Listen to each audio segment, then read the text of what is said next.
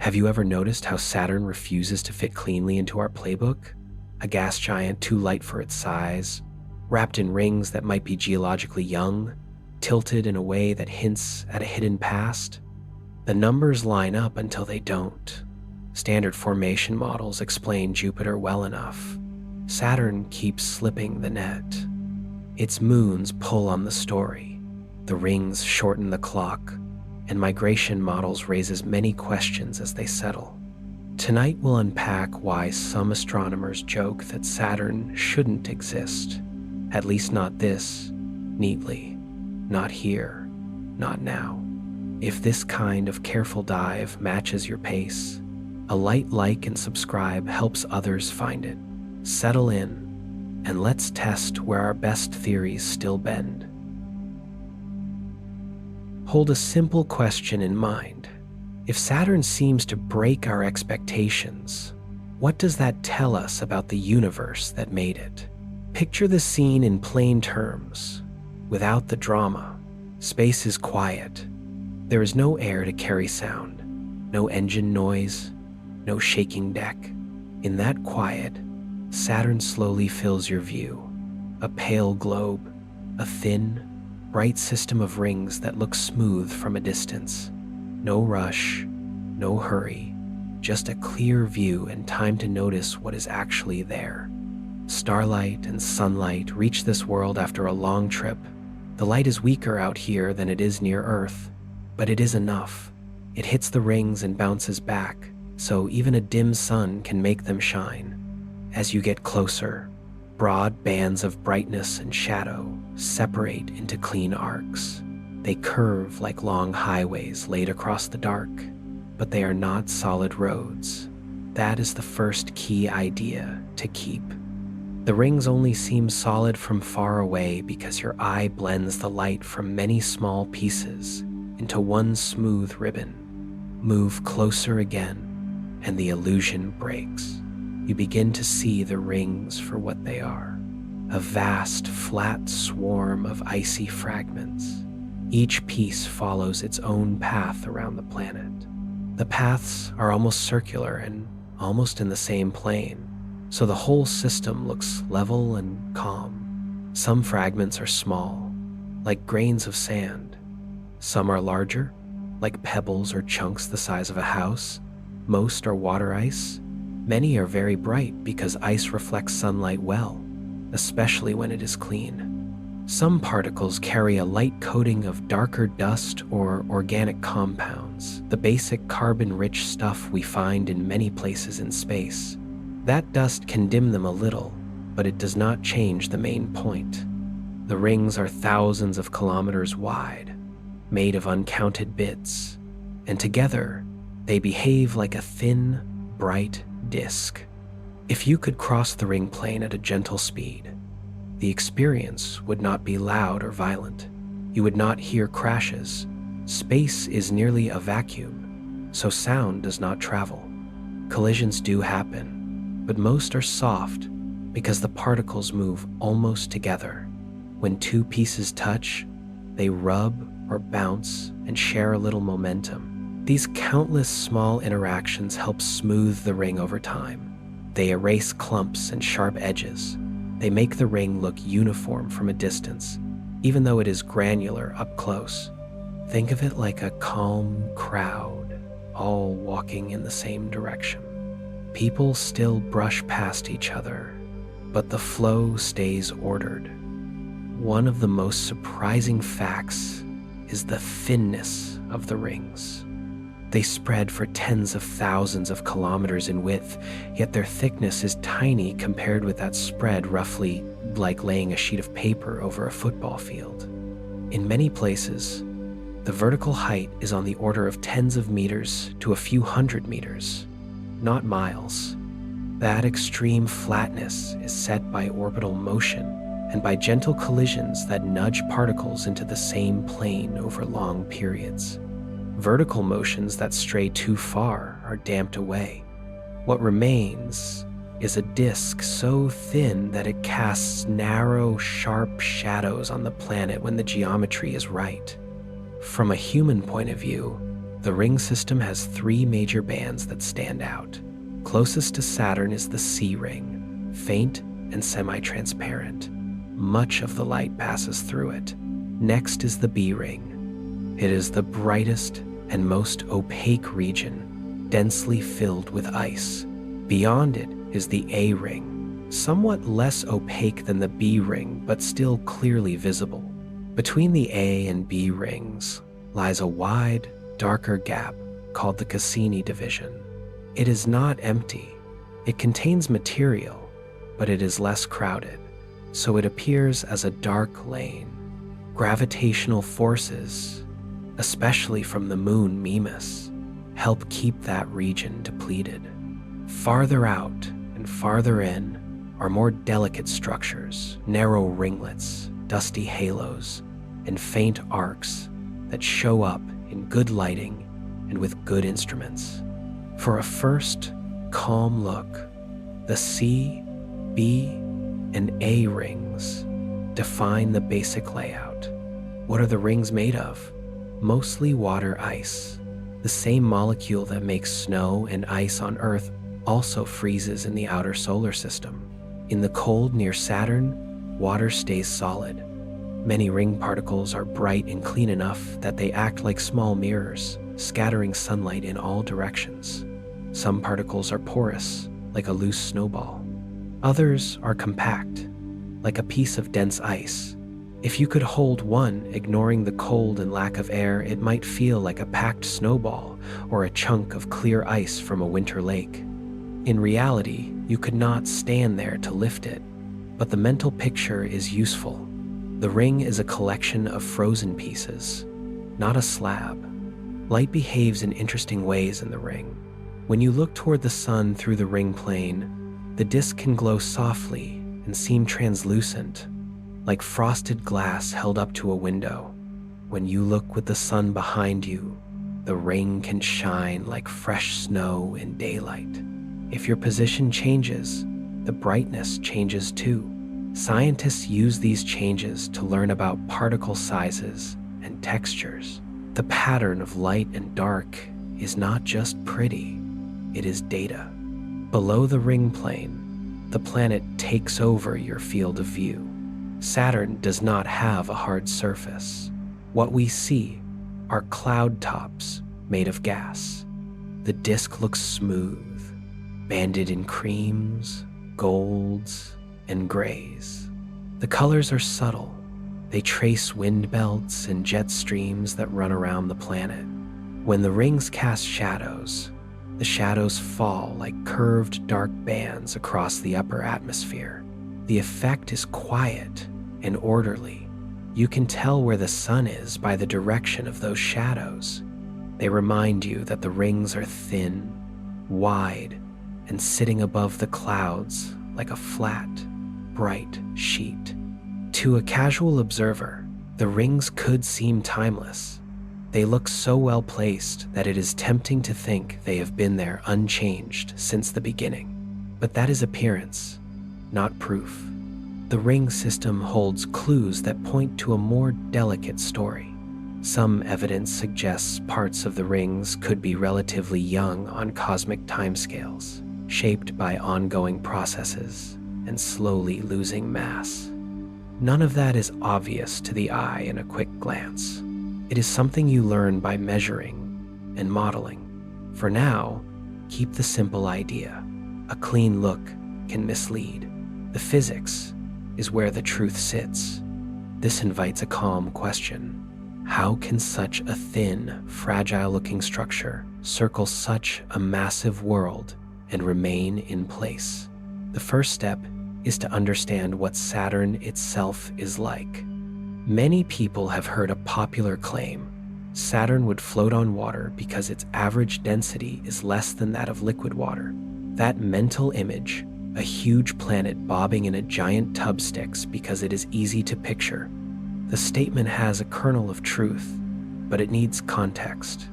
Density is mass per volume. On average, Saturn's mass is spread out more thinly than water would be. That is because Saturn is made mostly of hydrogen and helium. the lightest elements in the periodic table. Hydrogen and helium also make up the sun and most stars. On Earth, we usually meet helium in party balloons and hydrogen in chemistry labs or as a component of molecules like water. Around Saturn, these elements form a giant planet. A low average density does not mean there is a hollow interior. It only means the ingredients are light. Could Saturn float in water? In a strict physics sense, if you could have a body of water large enough, and if Saturn kept its shape, its average density would allow it to float. In practice, that scenario does not make sense. There is no bathtub big enough, and Saturn has no solid shell. It is a fluid world. Place a fluid sphere in a fluid bath, and the shape would deform. The floating Saturn line is a teaching tool about density, not a real situation. Better to keep the truth underneath it. Saturn's composition is dominated by light gases, which leads to a low average density. Light ingredients do not make a small planet. Saturn is huge. Compare by scale. If Earth were a cherry tomato, Saturn would be a beach ball. Even with a lower density, its total mass is large because it contains so much material. Saturn's mass is more than 90 times that of Earth. That much mass means strong gravity. Gravity depends on mass, not on whether a substance feels light or heavy to us in everyday life. If you could stand on a fixed platform at the cloud tops, you would feel a pull that is a bit stronger than on Earth. That surprises many people who hear the float claim and assume gravity must be weak. It is not weak. The planet's vast size more than makes up for its light ingredients. To make the contrast easy to grasp, think of two objects. One is a big marshmallow. One is a small bowling ball. The marshmallow is large but not heavy per volume. The bowling ball is compact and dense. Saturn is the marshmallow in this comparison, big and made from light stuff, while Earth is the bowling ball, small but packed with heavy elements like iron and rock. The comparison is not perfect, but it gets across the key point. Size and density can pull in different directions, and gravity cares about total mass. Inside Saturn, conditions change with depth. The outer layers are gas, mainly hydrogen and helium. As pressure increases deeper down, the gas is compressed until it behaves like a liquid. Go still deeper, and models indicate a region where hydrogen becomes metallic. Metallic hydrogen is hydrogen squeezed so hard that its electrons move freely, allowing it to conduct electricity like a metal. Beneath that lies a core of heavier materials, rock, metals, and ices mixed into a dense center. We cannot send a probe to land there because there is no solid surface to land on, and the pressure and temperature at depth would crush and melt any spacecraft. Instead, we use gravity measurements, magnetic field data, and models of how materials behave under extreme conditions. These lines of evidence support the broad picture of a layered gas giant with a heavy central region. Because Saturn is made of fluids and rotates quickly, it does not form a perfect sphere. The planet spins once in a little over 10 Earth hours. Fast rotation flattens the planet at the poles and bulges it at the equator, a shape called an oblate spheroid. Earth has this shape too, but the effect is small here. On Saturn, the effect is strong. The bulge and the rapid spin also help organize the atmosphere into bands. The planet hosts jet streams that circle the globe, and those jets line up with the visible stripes. The winds are fast, but the patterns are smooth at the large scale. In calm light, the disk looks simple, even while complex weather plays out within and below the clouds. The planet's gravity reaches far beyond the cloud tops. It controls a family of moons and sculpts the ring system. Small moons can clear gaps. They can create waves and edges in the rings by their gravity. Resonances, places where orbital periods line up in simple ratios, can gather or remove material. In this way, a planet made of light gases can still act as a strong center that shapes its environment. Light does not mean weak. The key is scale. With enough mass, even a gentle-looking giant can set the terms for everything nearby.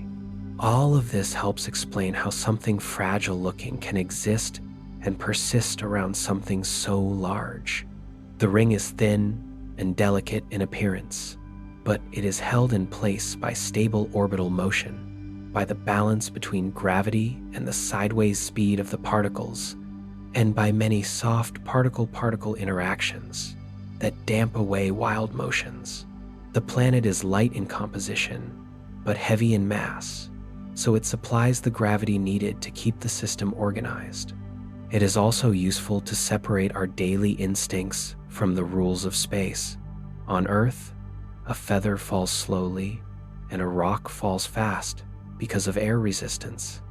In a vacuum, with no air, a feather and a rock fall the same. Our senses are tuned to air, friction, and solid ground. Space removes those cues.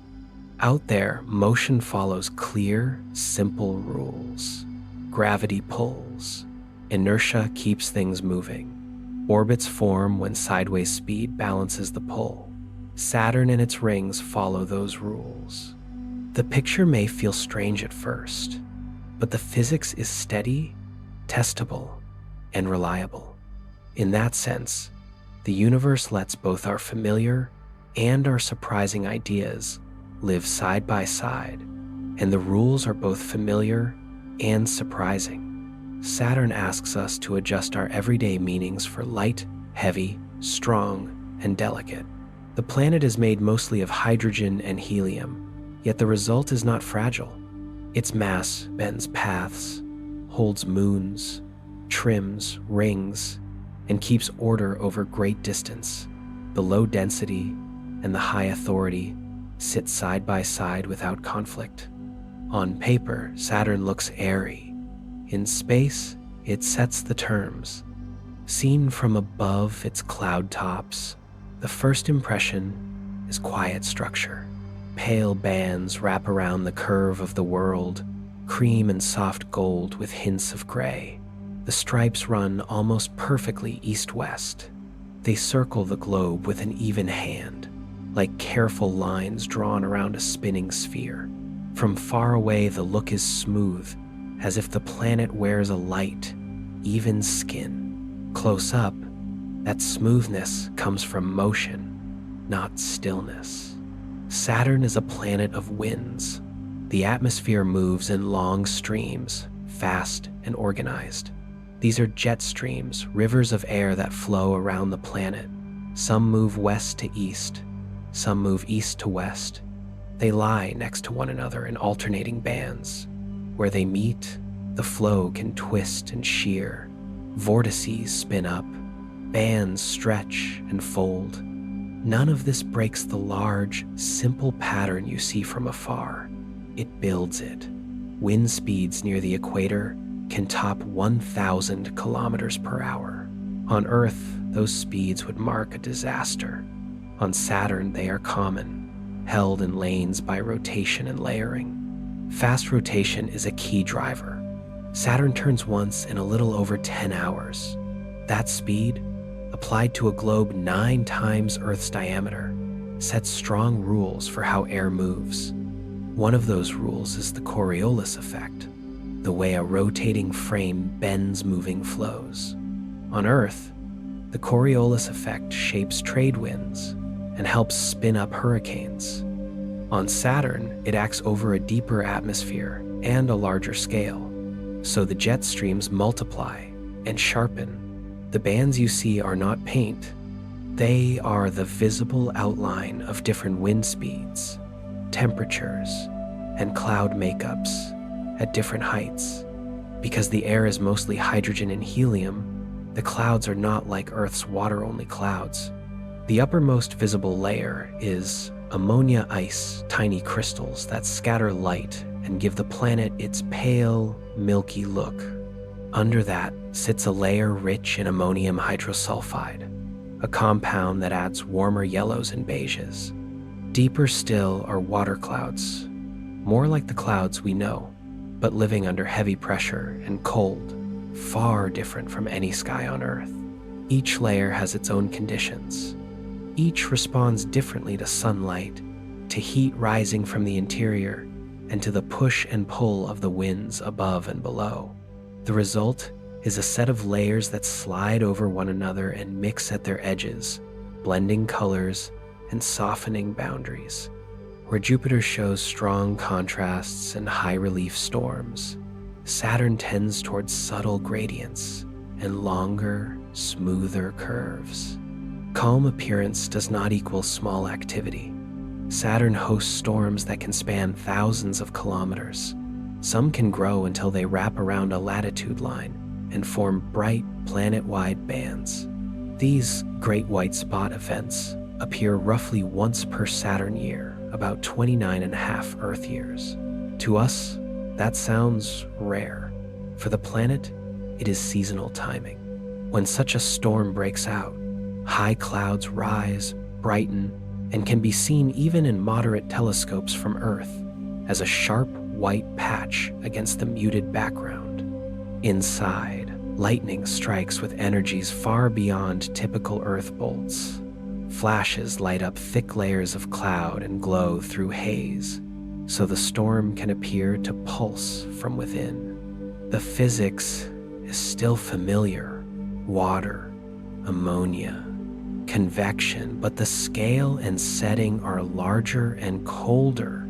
Between these headline events, much of Saturn's weather is steady. The jet streams keep their lanes, bands hold shape for a long time, waves ripple along their boundaries and then smooth out.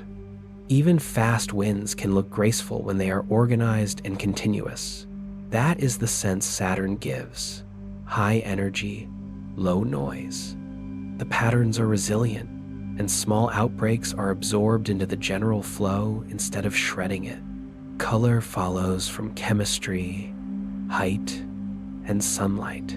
Because the upper clouds are ammonia ice and the air above them is relatively clear, deep reds and oranges are rare.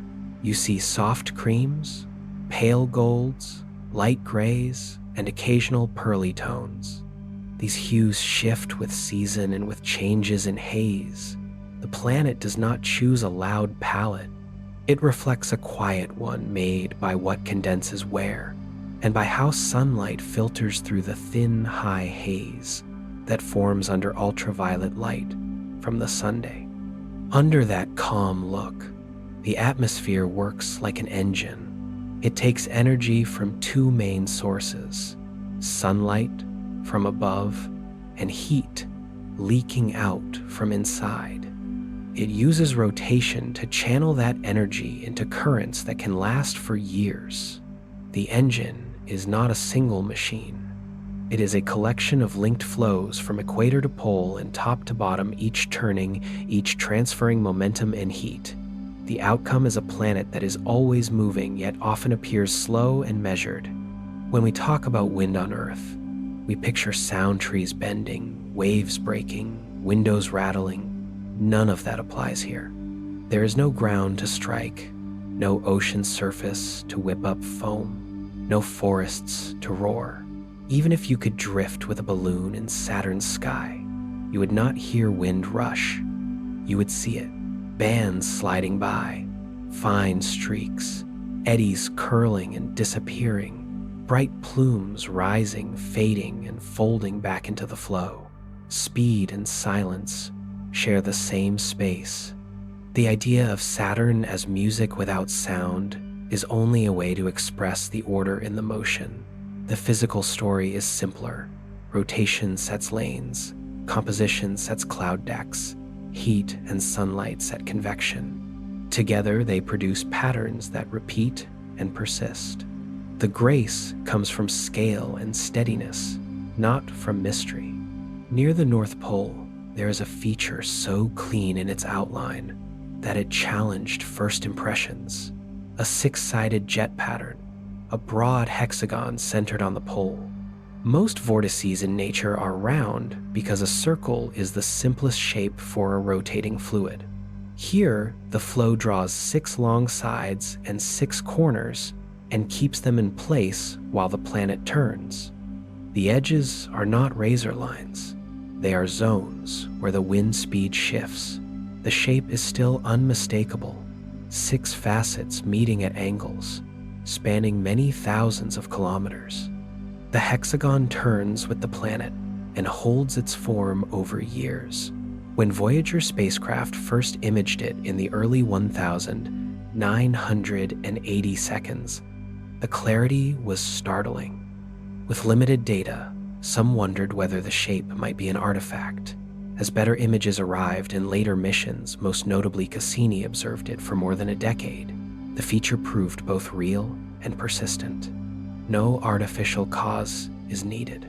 The explanation lies in fluid dynamics applied to a rotating, stratified atmosphere. A simple way to think about it is to picture a strong jet encircling the pole. If the jet stayed perfectly uniform, the boundary might look like a smooth ring.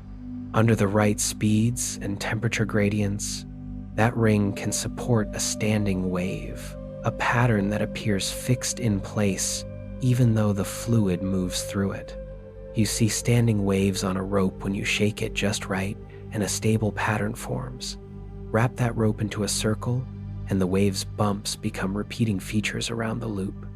Depending on conditions, the circle can support 2, 3, 4, 5, 6, or more repeating sections. On Saturn, the stable mode at this latitude picks 6. The jet bends inward and outward as it runs around the pole, and those bends lock into a hexagonal track. The idea is not only theory. In labs on Earth, rotating tanks of fluid cooled from above have produced polygonal flows, triangles, squares, hexagons when the spin rate and temperature differences are tuned. The details are not identical to Saturn's deep, compressible atmosphere, but the principle carries over. A rotating system can break round symmetry and settle into a shape with corners. The hexagon is not a thin surface mark. It has depth. Data show that the pattern extends down into the troposphere and reaches up into the stratosphere, forming a tall, slowly turning column of organized wind around the pole. Think of it as a broad, vertical structure where the jet's speed and direction change with height, yet the 6-sided ground plan repeats through a large vertical range. That vertical reach may help explain its persistence, tying layers together so that the pattern does not easily wash out. Its color shifts with season and with the chemistry of polar haze. Saturn's year is almost 30 Earth years, so the North Pole spends long stretches in shadow and in light. During the years when the pole is in winter darkness, photochemical production of haze slows. The air cools, and the colors can appear different, sometimes more bluish in certain filters. As spring and summer return, sunlight drives haze chemistry again, and warmer tones reappear. Through these cycles, the hexagon's geometry remains, turning like a slow gear. Compared with the Great Red Spot on Jupiter, a long-lived oval storm that still changes in size and color, the hexagon shows a different kind of stability. It is not a single swirling vortex. It is a wave pattern locked to a jet. That distinction matters. A vortex can drift, merge, or decay. A wave tied to a strong, steady current can recur and persist as long as the underlying jet remains in the right state. Why 6 and not 5 or 7? The answer lies in the balance between the jet's speed, the planet's rotation rate, the temperature gradient with latitude, and the way stability works in a layered fluid. Under those values, the 6-wave mode is most stable. Change the values and another mode could win. On Saturn, at that latitude and height, 6 fits, the outcome looks sharp to our eyes because straight segments and corners stand out in a world of curves. Because the shape is so tidy, it has sometimes drawn ideas that leap beyond physics.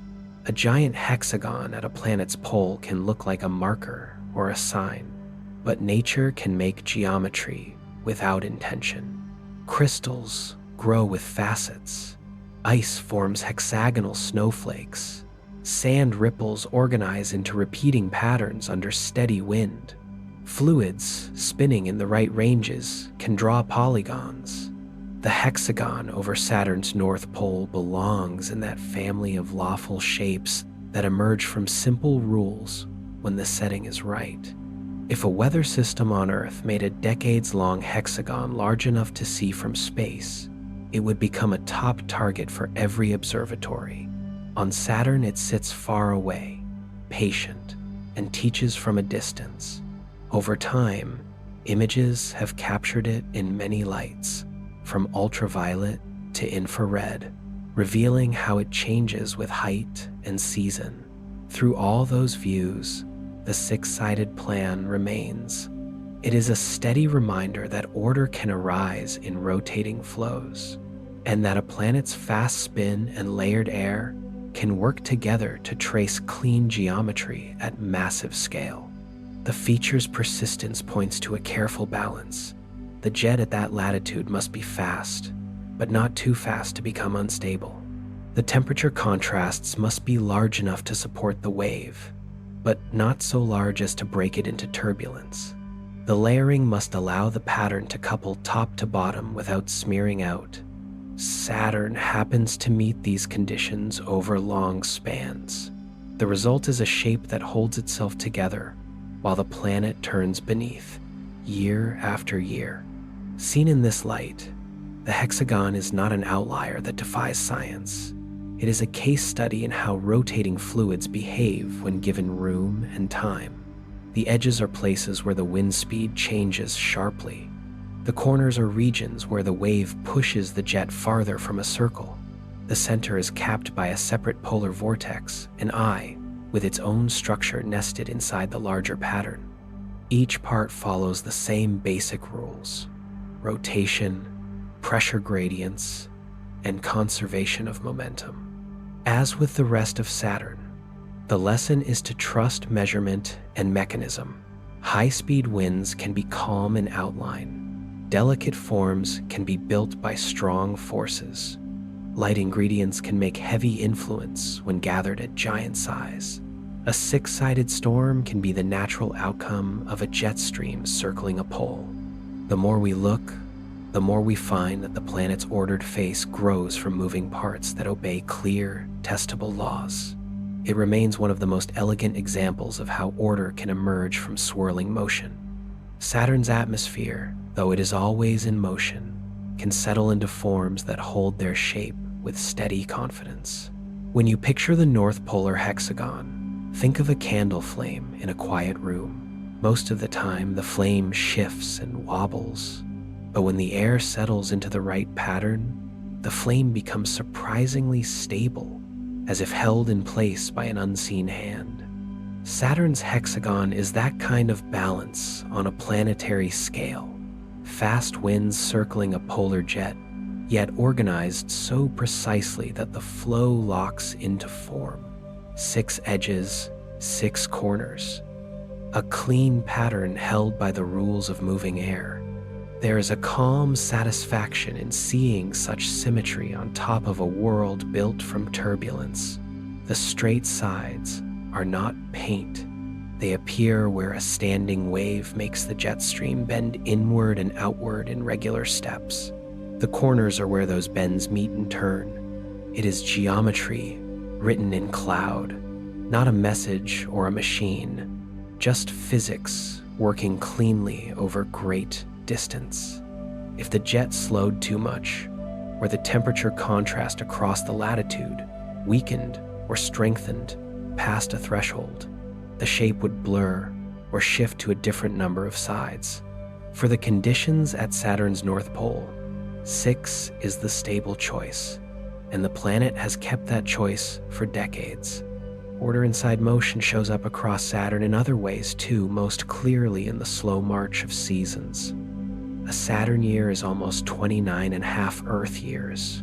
That means each season lasts more than 7 of our years. Spring, summer, fall, and winter come from tilt just as they do on Earth. Saturn leans by about 26-27 degrees, close to Earth's 23 and a half. But the pacing is not familiar. Imagine a single winter that lingers through elementary school, or a summer that lasts from early childhood to the edge of the teenage years. Change still comes. It simply arrives in long, deliberate steps.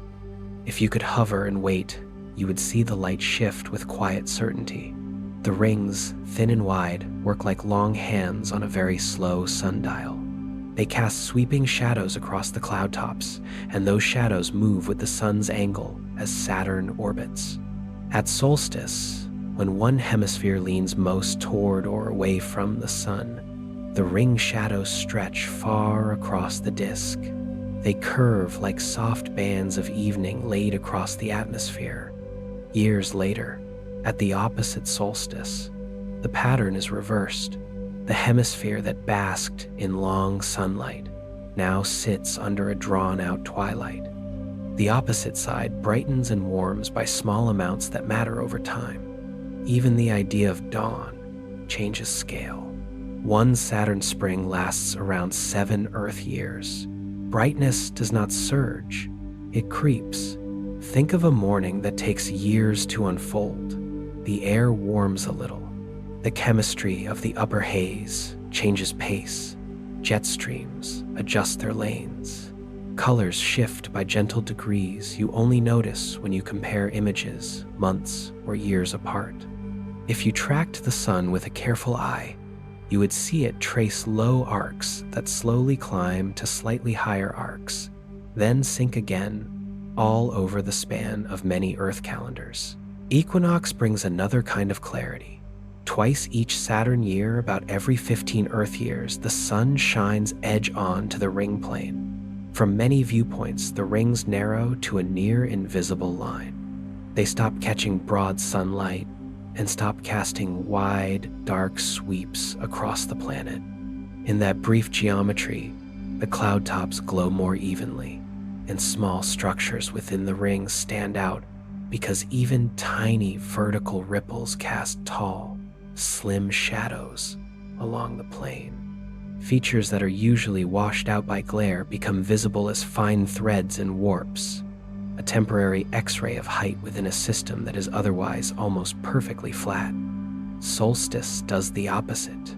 Lighting differences grow strong. For years at a time, the favored hemisphere sits under a higher Sunday. The other hemisphere spends years under low light, sometimes lit more by glare from the rings than by direct sunshine. Temperatures change slowly, but they do change. The upper haze can thicken or thin. Tints shift toward warmer or cooler tones as trace gases absorb and reflect light differently with the season. It is not dramatic in the way of leaves turning red on Earth. It is a quiet change in the palette, a slightly different gold, a softer gray, a pearl tone that becomes just a touch stronger visible when you compare views taken a decade apart. Because Saturn's year is long, our record of these shifts looks like a slow flipbook. Spacecraft in the 1,980 seconds captured one arrangement of ring tilt and polar light. Roughly 15 years later, new observations showed the shadows at different angles. Another 15 years after that, a long mission kept watch and revealed the next stage. Each visit adds a frame. The story is light, tilt, and time. There is no final scene, but with each return, the choreography becomes easier to read, which belts brighten under long sun, which hazes fade in deep winter, how far the ring shadows reach across the clouds when the geometry is just so. This stretched out calendar gives the planet a sense of patience. The sun is smaller out there, Warmth arrives softly. No sharp daily surge drives rapid swings in the top of the air. Trends build over years and then ease, and the rings act like a dimmer, sometimes adding extra light by reflection, sometimes removing light by shadow. A world can breathe on long timescales. Saturn shows that plainly. If Earth's seasons teach us about quick rhythm, Saturn's teach us about staying power. While the seasons glide on, another question sits underneath. How does a world like this begin? Long before the rings formed, before the moons lined up, there was a broad, hazy disk around a young Sunday. Astronomers call it a protoplanetary disk. Everything we now name in the solar system, planets, moons, comets, asteroids, started there as something very small. Dust came first. These grains were smaller than sand, made of elements like silicon, oxygen, carbon, iron, and simple ices.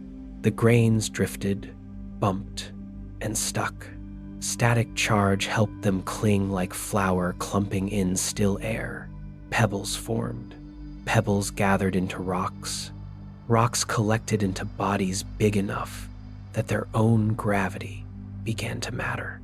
Once gravity joins the process, growth speeds up. Larger seeds called planetesimals pull in nearby material and collide with other seeds. Some impacts stick and make bigger objects. Others shatter and feed the field with fragments that can be swept up later. Over countless encounters, the winners grow. For a future gas giant, the key is timing. The gas in the disk does not last forever. Young stars blow and heat their surroundings and clear the gas in a few million years. To become Saturn, a forming world had to build a heavy core fast, then start drawing in gas before the source ran out. The leading picture for this is called core accretion. In this story, a core of rock and ice several times the mass of Earth forms first. That heavy kernel pulls on the hydrogen and helium in the disk. The more gas it gains, the stronger the pull becomes. A soft envelope grows, then deepens, and when the envelope becomes massive enough, gas flows in faster than heat can leak out. The growth steps up. The core becomes wrapped in a vast atmosphere. In this way, a small, cold beginning turns into a giant made of light elements. Details matter here, even simple ones. If the dust in the envelope blocks heat too well, gas cannot fall in quickly. If the envelope cools efficiently, the buildup accelerates. The final mass depends on the race between the planet's pull and the star's ability to thin and remove the disk. Another proposed path is called disk instability. In that case, a large patch of the disk cools and collapses under its own gravity to make a giant directly, without first building a dense core and then slowly accreting gas. This can be fast and might explain some very massive giants far from their stars in other systems. For our Saturn, most lines of evidence favor the quieter, step-by-step path of core accretion. The amount of heavy material the planet seems to contain, the layered interior we infer, and the way this model explains the layout of the outer solar system. Still, the universe is broad, and other planetary systems may use both methods under different conditions. Formation does not lock in location. While the disk still exists, planets can migrate. A forming giant pushes on the gas, and the gas pushes back. Those pushes add up to torques that can move the planet inward or outward depending on the details. In simple terms, the planet makes spiral waves in the disk, and the waves tug back on the planet. Small planets tend to drift faster. Larger ones can open a gap and then move more slowly with the disk's own flow. Giants can also scatter one another when their orbits cross or line up in certain ratios. Early in our solar system, Jupiter, Saturn, Uranus, and Neptune likely traded energy in this way. shifting their distances until a more stable arrangement emerged. That dance may have shaped the inner solar system too. By moving resonances, the places where orbital periods match in simple ratios, and by stirring or clearing stores of rock and ice, the giants affected how the small worlds grew. In several models, shifts in Jupiter and Saturn's orbits help explain why Mars ended up small, why the asteroid belt contains both dry rocks and icy bodies, and how water-rich objects were delivered inward. In this sense, Saturn did not simply find a seat and keep it. It helped arrange the chairs for the whole room. As the gas thinned and the migration settled, Saturn took up a place far from the Sunday distance matters. Out there, the sunlight is faint and the heat is low. Hydrogen and helium are easier to hold. Closer in, the same gases would be harder to keep, and a forming giant might lose much of its light envelope. Staying in the cold helped Saturn remain a gas giant.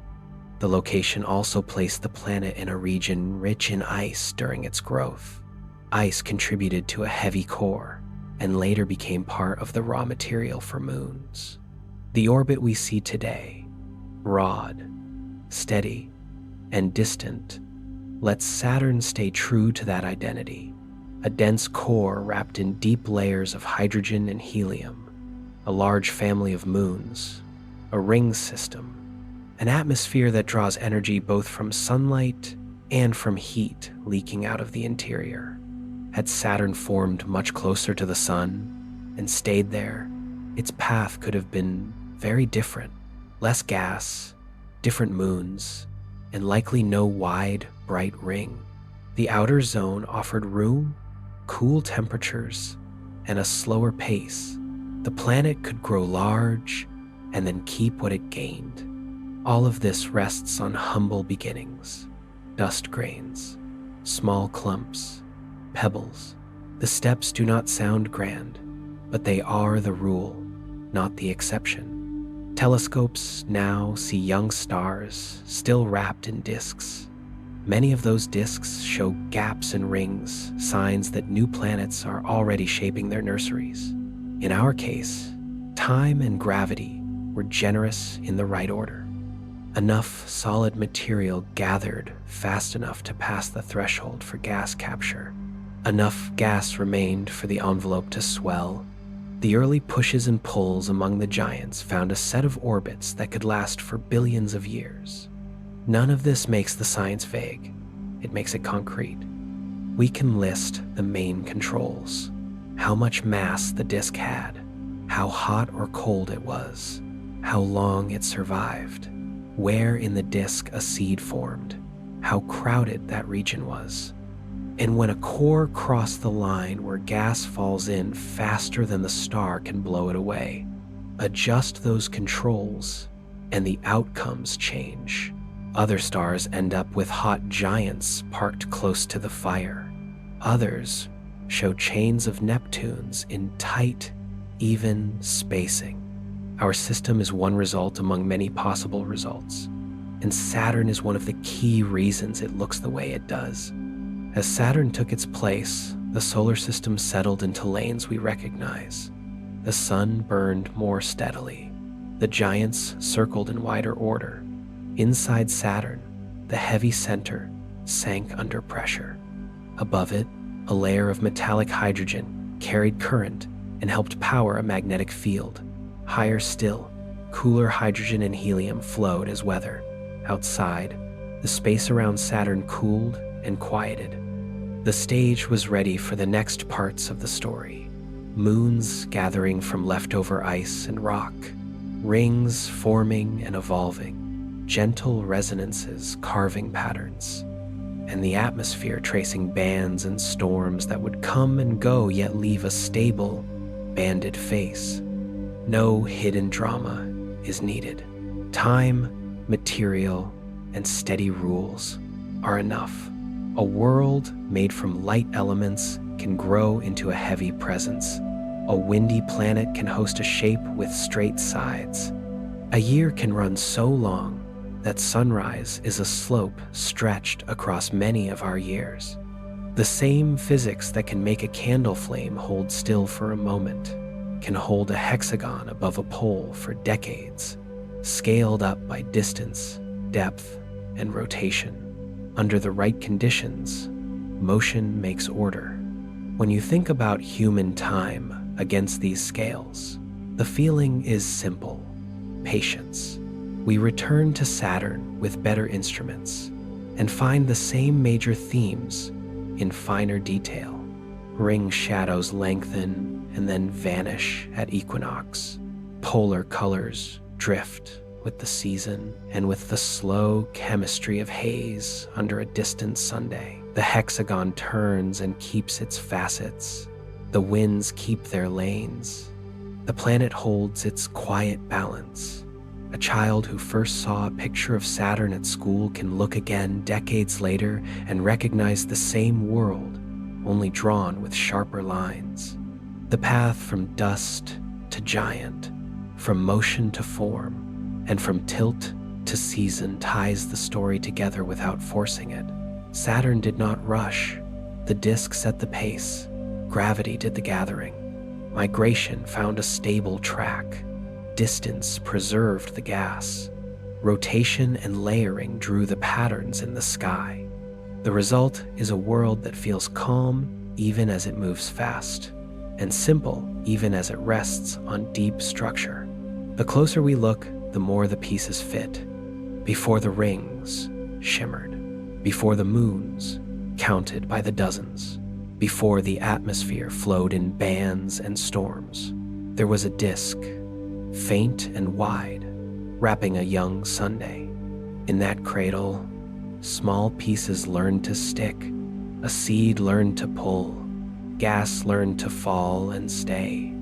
Out of that setting, the planet we know emerged large and light at once, shaped by rules that leave room for variety but reward the right timing.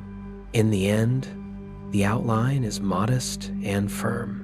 A dusty start in a protoplanetary disk, core growth to a tipping point, gas capture to giant size, migration shaped by pushes and pulls from the disk and from other giants, cooling and clearing of the disk, a final orbit far from the sun where light is thin and time stretches. From there, the long chapters begin, seasons that last years, rings that catch and cast light, storms that can grow to global scale, and a hexagon that marks the pole like a slow, steady clock. All of it follows from the same base: gravity, rotation, pressure, temperature, and time. Saturn's details are its own, but the script is one the universe uses often. The first act took place in that ancient disk of gas and dust, where small parts learned to add up.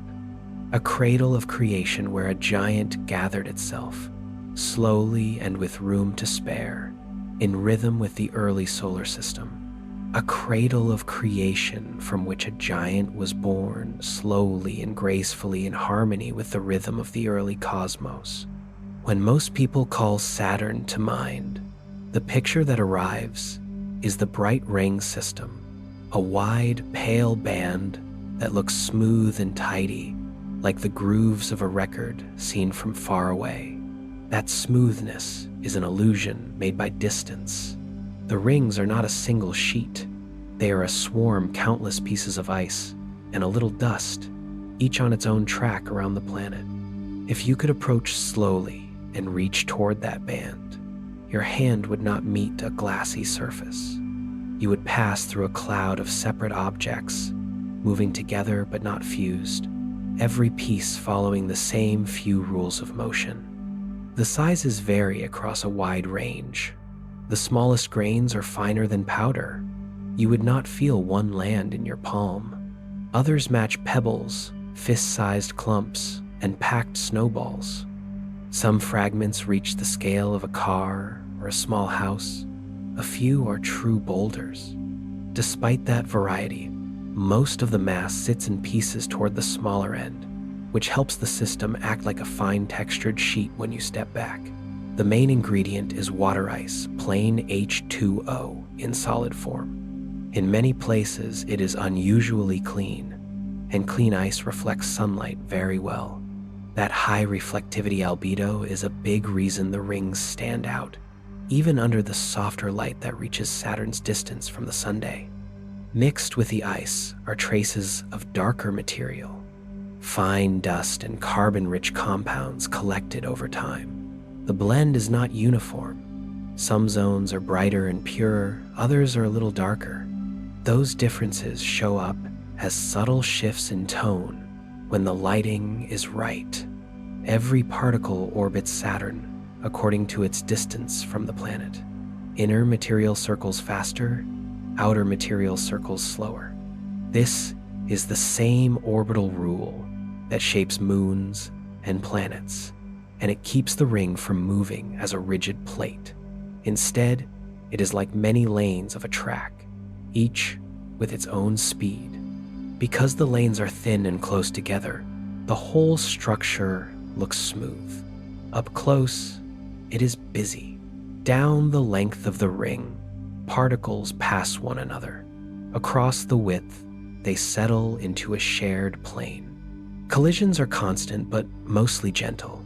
In a vacuum, there is no air to carry sound, so even larger bumps make no noise. The impacts behave more like the soft meeting of snowballs than like rocks thrown together.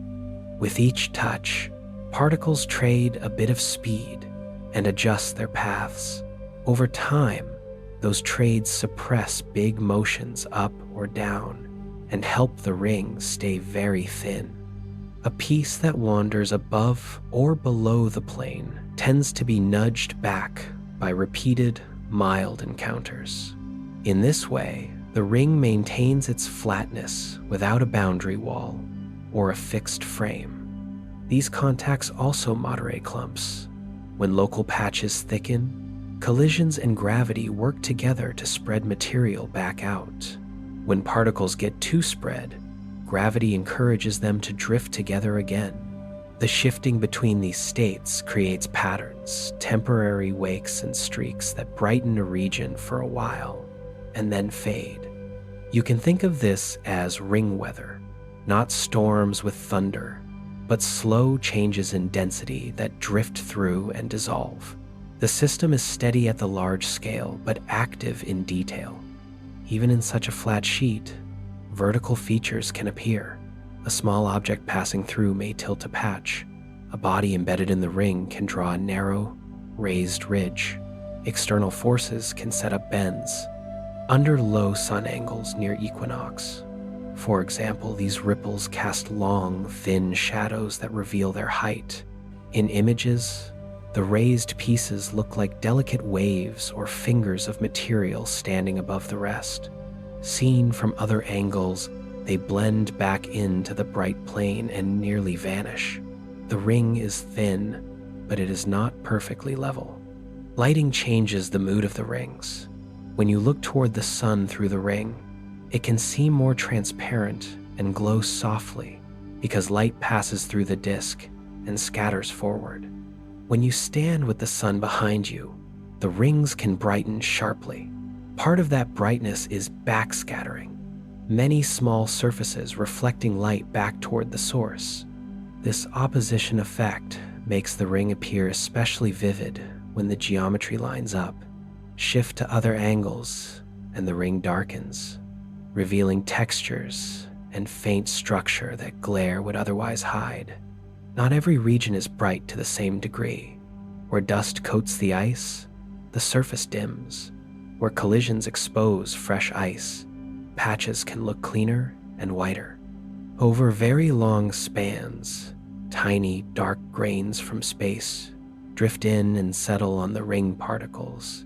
This slow fall of material acts like soot on snow and gently mutes the overall shine. The balance between fresh exposure and slow coating changes with time and helps set the visual differences from zone to zone. Larger bodies embedded in the rings create their own marks. Some are real moonlets, some are transient clumps. As these objects move, Their gravity pulls on nearby particles and leaves patterns called propellers, paired gaps and wakes that look like a two-bladed shape cut into the ring. In narrow rings, these small perturbers can braid and twist the material, producing curved streams and knots that drift along the orbit. Even when the moonlet is too small to resolve directly, the pattern gives it away. The ring system looks peaceful because it is governed by simple forces that apply everywhere. Saturn's gravity sets the main motion. The particle's own gravity matters at close range. Collisions share energy and damp large departures. Sunlight picks out the pattern. Together, these elements keep the ring flat, thin, and banded, while allowing constant small adjustments. Nothing is locked. Everything is constrained enough to stay orderly. If you could sit on a modest chunk of ice and watch from within, the scene would be slow and quiet. Neighbors would drift by at differing speeds. Some would pass, some you would overtake. There would be no sound of rushing air. The sun would catch a corner and send a flash. Far off, Saturn would turn a smooth disk with light bands, while the ring you ride would carry you around it again and again. Over hours, the view would repeat. Over days and weeks, faint changes would show as you crossed brighter and darker stretches. The order would feel calm, not rigid. Viewed in different wavelengths, the rings show faint color tints. To our eyes, they are mostly white to cream. Through filters, some parts skew slightly blue, others show pale yellow or pink. These effects track how different sizes of grains scatter light and how thin dust coatings absorb it. Smaller grains scatter short wavelengths more efficiently. Cleaner ice reflects more. Scientists use these color shifts to infer sizes and compositions in different bands. The result is not a rainbow, but a subtle map, like the gentle hues of a pearl that change with the angle of light. For all that they appear to be a single, tidy unit, the rings need guidance to retain sharp edges and clean gaps. Two tools provide much of that guidance: small moons that act as shepherds, and orbital resonances that set steady beats. The shepherds are small compared with Saturn, but their roles are outsized. A shepherd moon just inside a ring's edge tugs particles inward. One just outside tugs outward. Between their pulls, material is confined.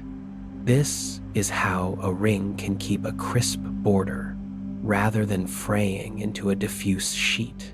Some rings have one shepherd, others have a pair that work together, each on a different side. A well-known case is the F ring, a narrow, delicate band that often looks braided. Two small moons, Prometheus inside and Pandora outside, bracketed. Prometheus dips inward and, at times, grazes the ring, drawing out narrow streaks of material that trail like pulled threads. Pandora helps keep the outer edge from drifting away. The constant nudge of each moon on its side makes knots, waves, and small ropey structures that change over orbits but preserve the ring's narrowness. The result is a ring that looks fragile yet holds together. Farther from the narrow rings, other moons still shape the larger structure. Their pulls are weaker at distance, but with time they clear lanes and keep borders distinct. Without these steady influences, the ring system would blur, edges would soften, gaps would fill in. The presence of shepherds explains why some features remain outlined for long spans rather than smoothing down. Resonances form the second tool.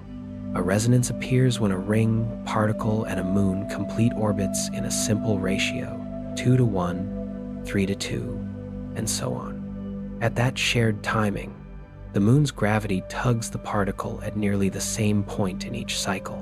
The small, repeated kick adds up.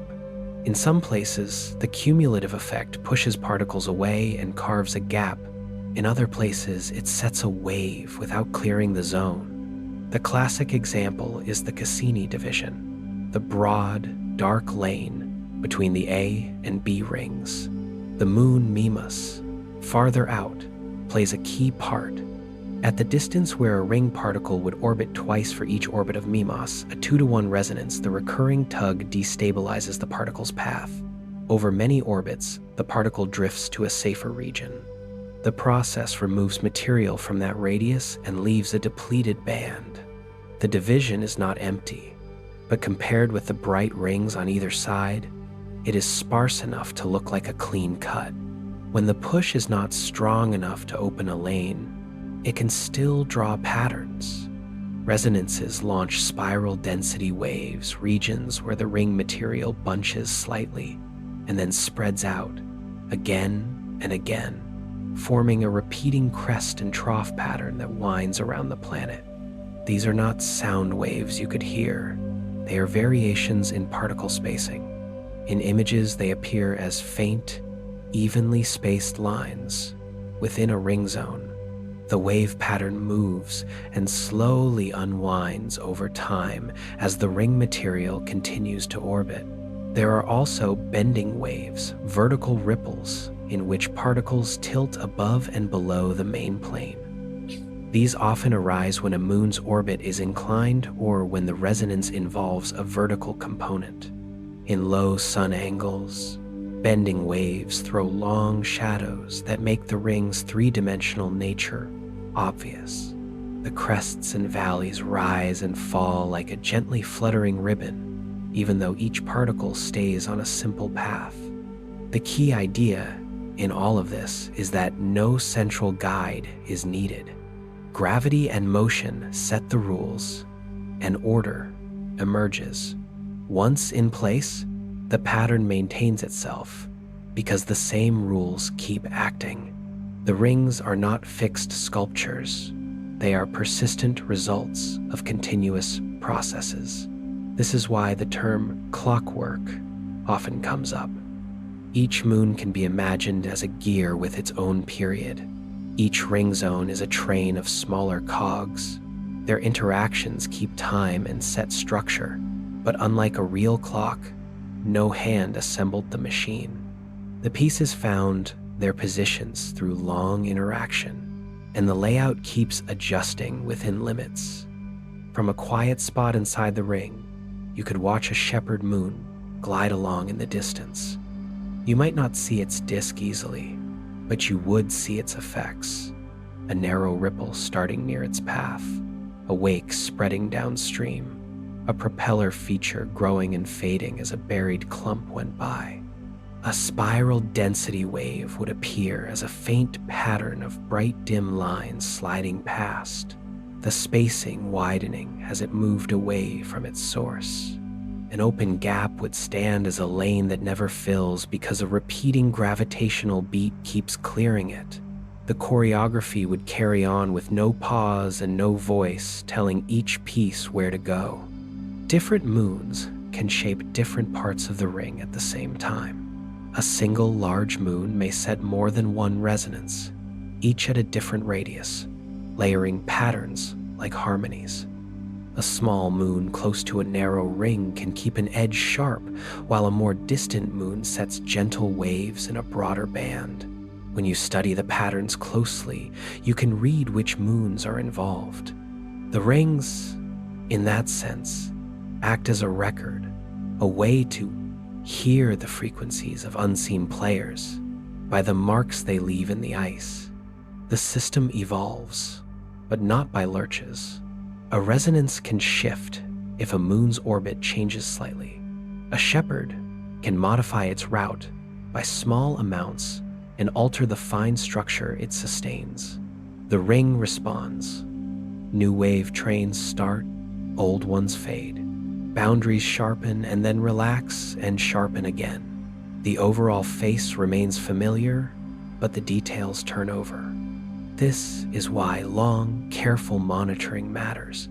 Months reveal the flow of small features. Years reveal the slow beats. The lesson the rings offer is that stability does not always mean stillness. On Earth, we often equate order with things that sit quietly: a tidy desk, a calm pond, a settled field of snow. In Saturn's rings, order arises from constant motion. Countless particles orbit, moons pass and tug, resonances tap a steady beat, collisions smooth excesses. From those actions, a clean structure holds, a structure that can persist for long spans and yet be renewed every moment by the same causes that first made it. Hold again the image of sitting on that ice fragment. The ring around you is wide but thin. The sunlight has traveled far and arrives soft. In one direction, the planet fills much of the sky. In the other, space is dark and open. A small moon slides by and leaves a faint wave in its wake. Farther off, a narrow ring brightens and dims along a braid drawn by paired shepherds. The gap beyond remains open, not because something carved it once and left, but because a distant moon continues to tug in time. The whole scene is active but calm, a field of movement that keeps its shape. The more you look, the more the elegance becomes plain. The rules are few. Gravity pulls, orbits sort by radius, repeated tugs add up, bumps share energy. From those rules, edges, gaps, waves, and braids appear. The rings do not need a plan to be beautiful. They need time and the steady pull of a giant nearby. Over that time, the patterns both record and regulate the system. If a moon shifts, the ring records the change. If particles try to smear an edge, shepherding confines them again. If a resonance drives a wave, the wave carries information outward and slowly dies, leaving a small rearrangement behind. Scientists read these marks to learn about Saturn's family. By measuring wave spacing, they estimate the mass density in a ring. By tracing a gap's width and sharpness, they infer the strength of a resonance in the mass of the moon that drives it. By tracking propeller features, they detect embedded clumps and count objects too small to see directly. In this way, the rings serve as both a display and a probe, turning gravity's quiet tugs into visible structure. At human scale, it is easy to think that order must be imposed. The ring system shows another path. Order can arise when many simple parts move under common constraints. A shepherd does not decide to hold an edge. Its gravity simply does what gravity does. A resonance does not choose to clear a lane. The timing makes the tugs add up in one place and not in another. A particle does not aim to stay in the plane. Its many small collisions drain away the motions that try to lift it out. The outcome is a stable arrangement that is renewed by motion, not threatened by it. If you picture the rings again, do not stop at the shine. Picture the patterns underneath. See the lanes by speed, fast inside and slow outside. See the faint ripples set by a moon a long way off. See the narrow track of the F-ring held tight by two small companions. See the wide Cassini division as the imprint of a repeating, distant pull. Then imagine how all of this changes with lighting. At high sun, the ring looks full and smooth, bright with forward scattered light. At low sun, shadows grow, ripples stand out, and three-dimensional structure becomes clear. The same system offers different lessons depending on the geometry. Because the ring is a changing record, it carries history. Dust from space has slowly darkened some zones. Repeated collisions have polished others clear again. A small object's path, once crossed and gone, left a wake that took time to fade. A new wave train began when a resonance shifted. A narrow ring widened for a while and then tightened, when a shepherd's orbit precessed back into better alignment. Each of these steps leaves a trace. The grand face persists, but every part of it has turned over more than once. The explanation for the rings does not require anything more than Saturn's mass, the rules of orbital motion, the physics of collisions, and the presence of small moons in the right places. That is enough to make edges and lanes and waves. It is enough to keep them. It is enough to let a billion small mirrors catch sunlight and throw it back. And it is enough to make the point that motion and harmony can live together. The rings are not static ornaments. They are structures that exist because everything is moving and moving in step. So when you form the picture of Saturn again, hold the glittering band in mind, but also the unseen work that keeps it crisp. Think of tiny moons doing their quiet jobs at the edges. Think of resonances that keep time across hundreds of thousands of kilometers. Think of waves that wind around the planet like faint, frozen echoes. The system is large, but the logic is simple and steady. This is the kind of order nature can make with no plan at all. Order from motion, form from many small parts, and lasting shape from the simplest of forces holding together, clean and calm, in a world that never stops moving. Far from the warmth of the inner solar system, Saturn moves with a quiet companion. You cannot see the planet's magnetic field. It shapes the space around Saturn, steers charged particles, shields the upper atmosphere, and powers soft lights near the poles. The field is familiar in one way and unusual in another. Like Earth's, it drives auroras. Unlike Earth's, it lines up almost perfectly with Saturn's spin axis.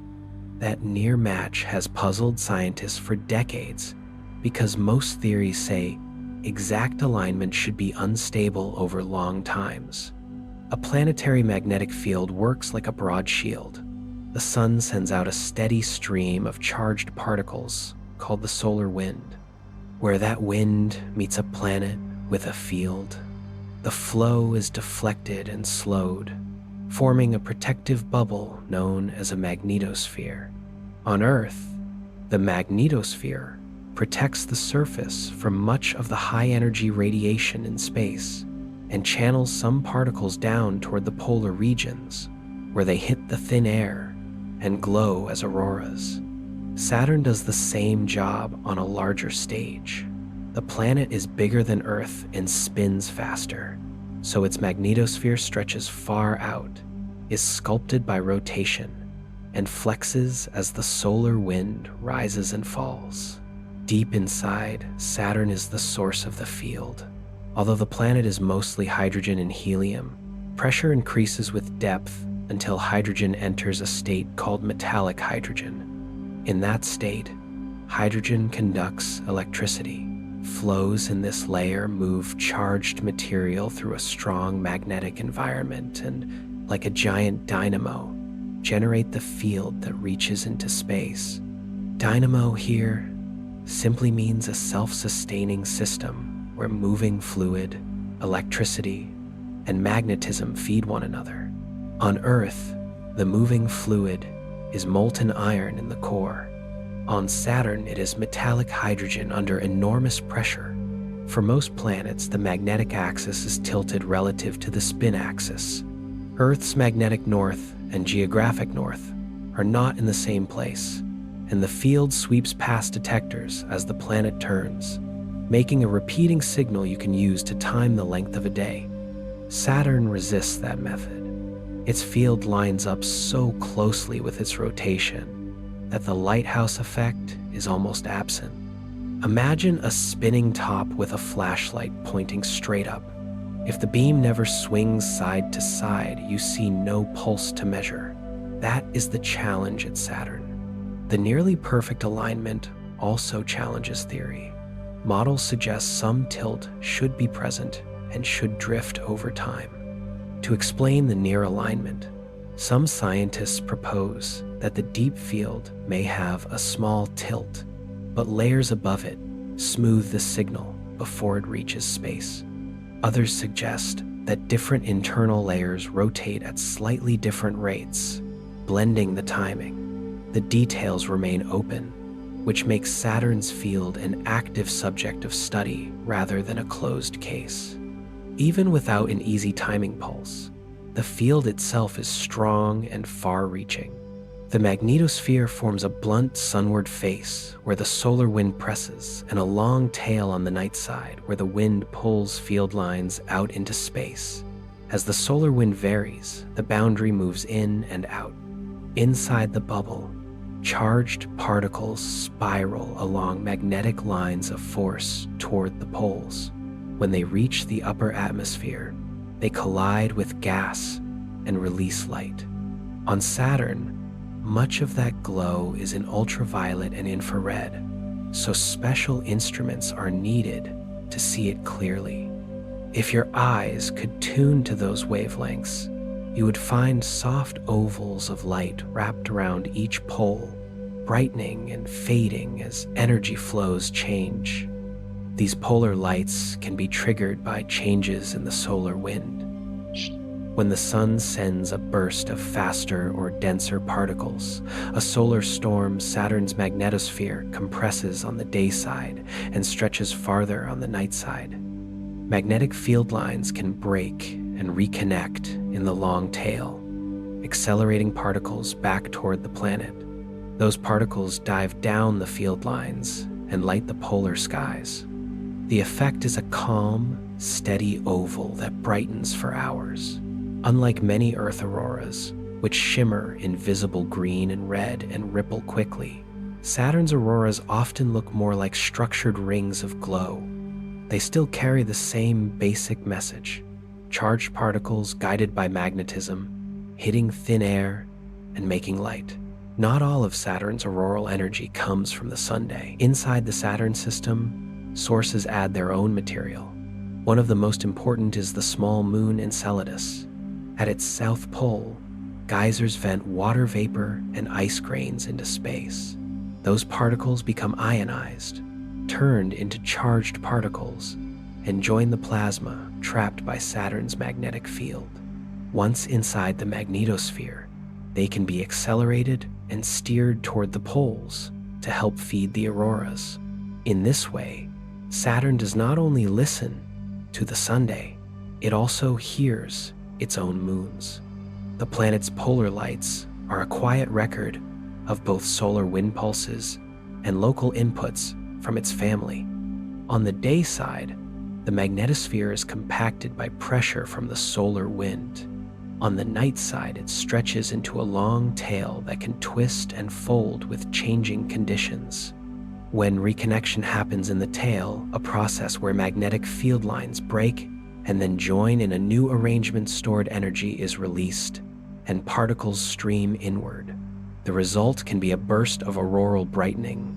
From a viewpoint above the North Pole, you would see the rings arching like a halo, bands of cloud moving beneath, and an oval of light around the pole that waxes and wanes. The display is silent but active, a system responding to energy from far away and from within. There is a quiet quality to Saturn's magnetosphere. It does not drive sudden, violent storms in the visible atmosphere by itself. Instead, it runs a steady cycle. Particles enter, are guided, light the upper air, and are lost again. The alignment mystery adds an extra layer. If the field were tilted, scientists could time the rotation cleanly. Because it is nearly aligned, Saturn's day depends on which layer or signal you track: the clouds, the deeper winds, radio emissions, or other markers. Those methods do not all yield the same answer, which suggests that different parts of the gas giant rotate at slightly different rates. A single number for the day length becomes less simple than it is on a rocky world. The planet keeps some of its rhythm to itself. This near symmetry sets Saturn apart. Jupiter's magnetic field is stronger overall and tilted. Earth's field is tilted and drifts over time. Uranus and Neptune have magnetic fields tilted by large angles relative to their spin axes. Saturn's field sits almost on axis, as if the planet were tuned to an ideal balance. The balance is not magic. It must come from internal physics. We do not fully know yet how metallic hydrogen moves, how layers couple, and how rotation organizes the flow. The result in space is a magnetosphere that hums along without sharp swings most of the time, making auroras that glow like calm rings rather than flaring curtains. Thinking about Saturn's field is also a lesson in unseen structure. Much of space weather is invisible to our eyes, yet it shapes environments, protects atmospheres, and draws bright lines over the poles. Saturn's shield, tail, and auroras show how a planet interacts with its star across great distances. They also show how a giant can gather inputs from its moons and fold them into a larger system. As Saturn moves around the sun, its field keeps working, deflecting, channeling, and lighting while keeping a few secrets about the planet's interior. Among Saturn's many moons, one stands out for having an atmosphere and a surface shaped by liquids. Titan is Saturn's largest moon, and it is complex enough to be a world in its own right. It has weather, landscapes, rivers, and seas. The details are familiar in form and different in material. What looks Earth-like at first glance is built from methane and ice under deep cold. Titan's atmosphere is thick. The pressure at the surface is about 1.5 times Earth's sea level pressure. If you could stand there with the right suit, the air would press gently against you more than it does here.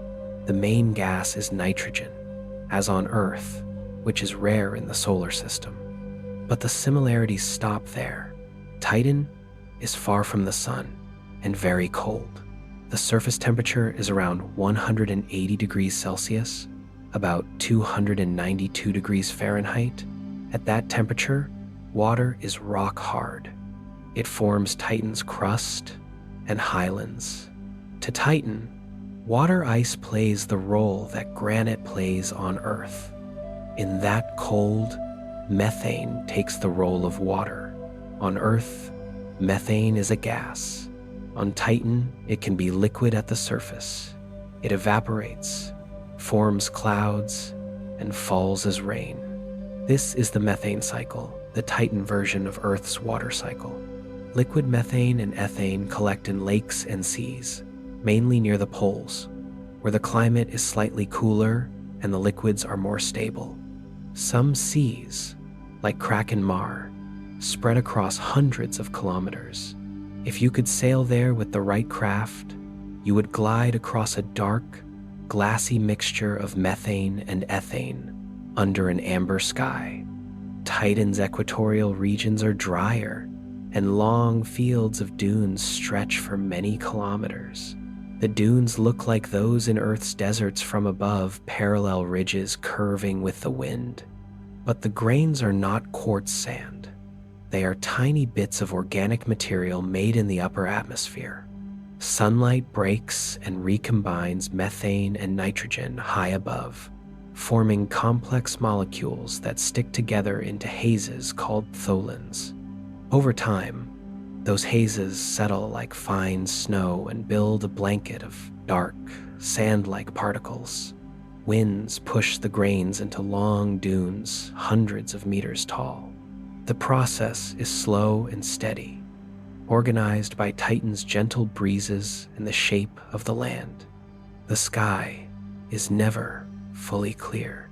Titan's thick atmosphere is filled with haze that turns sunlight into a dim, orange light. Even at midday, the landscape looks like Earth at twilight.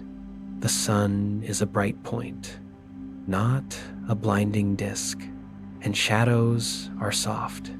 From time to time, methane clouds pass, Some are thin streaks, others build into storms. Rain falls more slowly than on Earth because gravity is weaker and air is thicker, so drops drift down like small beads. A strong storm can still reshape the ground below. Channels fill and flow for days. Afterward, liquid drains into lakes, evaporates back to the air, or freezes into the ice-cold soil. Near the poles, lakes and seas cluster in basins. Their shapes look familiar: inlets, bays, islands, and shorelines. The liquids mix methane, ethane, and dissolved nitrogen. Radar and near-infrared images from orbit show features along the coasts that suggest erosion and changing levels. Waves may move slowly because the air is dense and gravity is low, but over long times they can round shorelines and carve small features. Tides are possible too, driven by Saturn's pull, although the exact height depends on the mix of liquids and the shape of each basin. Between the dune fields and the polar seas lie plains and highlands cut by networks of channels.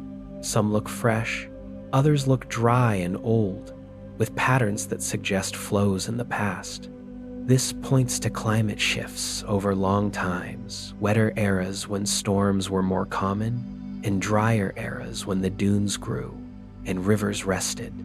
The timescales are slow, and the chemistry is not ours, but the rhythm, rain, flow, deposition, erosion, would be easy to recognize in map form. Titan's surface and atmosphere talk to each other. Methane evaporates, forms clouds, rains, and returns to the lakes. Organic haze settles, piles into dunes, and then moves with the wind. Gentle winds push waves down the seas. Rivers cut and lay down layered sediments in deltas and plains. In low spots and cold mornings, methane fog can gather, especially near lakes. It lies like a soft blanket over the surface and then lifts when the air warms. None of these steps require a fast pace. Titan's calm light and heavy air make everything move at measured speed. For visitors, Titan would be an odd mix. The air pressure would feel comfortable on the body, but the air would not be breathable. It has no oxygen. The cold would be extreme. Unprotected skin and gear would freeze. Sound would carry differently in the dense air, more muffled and smooth. Walking would be easier because gravity is low, but each step would push against thick air and soft ground. The horizon would seem closer because haze limits the distance you can see. Landforms would fade into amber tones far away. The materials that shape the land are reversed compared with Earth. Water is the bedrock and the mountain. Methane and ethane are the liquids that move, erode, and settle. Under the icy crust, there may be a subsurface ocean of water, mixed with ammonia and salts, warmed by internal heat and by tidal flexing. That layer would be cut off from the surface by a thick shell of ice. At the top, the methane cycle runs, carving channels and filling basins in the deep cold. The roles have switched. Water is stone, methane is river and sea. Titan's seas and lakes show evidence of changing levels. Dark shorelines shift, suggesting periods of filling and retreat. Some basins are steep-walled, as if liquids dissolved the icy crust in place, making pits and voids that later held seas an analog to karst landscapes on Earth, formed by dissolving limestone. Where channels meet lakes, fans and deltas spread. Their shapes trace where liquid once slowed and dropped its load. Even without standing there, you can read the stories written in the map. Long flows from uplands to basins, reworked coasts, and layered deposits that record cycles. The air above supports more than haze and clouds. It is a chemical factory. Sunlight and charged particles from space strike methane and nitrogen and drive reactions that build complex organic molecules. These products drift downward and change again under colder conditions. The result is a steady rain of dark material that coats surfaces, feeds dunes, and may seal ground layers under thin crusts. Over geologic time, this slow snow has draped much of Titan in a thin skin of organic solids. Seasons come to Titan too, guided by Saturn's tilt and long year. Because Titan orbits Saturn, its lighting shifts with Saturn's position around the Sunday. Over years, cloud activity moves from one hemisphere to the other. Polar lakes and seas do not all behave the same way. Some basins fill more during one long season, and then quiet during the next. The timing is stretched out, and patience is required to see patterns. But the cycle is there, a slow pulse of atmosphere and surface trading material back and forth. Up close, Titan would feel peaceful. Along a polar shore, you could watch small ripples move in thick, calm air. A band of fog might drift over the liquid and reveal the far bank only as a dim line. In the distance, low hills of water ice would hold their shapes like stone. On higher ground, dunes would stand in gentle curves, their crests marching toward the horizon. The wind would push a faint stream of dark grains down the slopes and along the flats. Above, the sky would hold a few pale clouds and a bright point of sun behind the haze. Nothing would hurry. Change would be carried by cycles that take seasons to show and ages to complete. All of this makes Titan both familiar and strange. It is the only moon with thick air. It is the only moon with permanent surface liquids. It has rivers, deltas, dunes, and seas, but everything is built from different ingredients. Processes we know, evaporation, condensation, rain, flow, erosion, deposition, play out in new forms. The result is a world that feels like an echo of Earth tuned to a colder key. The physics is the same. The chemistry is different. The shapes rhyme, and the materials surprise. If you think of Titan as a system, air above, ice below, liquids at the surface, each part supports the others. The methane cycle draws from lakes and returns to them. The haze factory feeds dunes that winds then sculpt. Channel networks connect uplands to basins. The magnetosphere around Saturn adds only a faint touch at Titan's height. Some charged particles and extra energy high in the air, but most of the action is local. Sunlight, cold, gravity, and time. From those, landscapes grow and fade, and new layers begin again. Titan reminds us that planets and moons do not need Earth's recipe to make weather and landforms. Give nature pressure, temperature, and a liquid that can cycle, and it will write rivers and lakes in whatever medium fits water here, methane there. Give it an atmosphere and grains, and it will draw dunes, whether they are quartz or organic solids. The result can be calm and steady, with each cycle adding to the last. It is a world for close looking rather than quick thrills, a place where the scale of time and the softness of light invite careful attention. In that way, Titan fits well under Saturn's wide reach. The planet's magnetosphere works quietly, guiding particles and painting polar ovals. The moon's atmosphere works quietly, trading methane between sky and ground. Both systems value balance. Both reward slow watching. And both show that the universe can build order from simple rules and make beauty from unfamiliar parts. Titan stands as a clear example.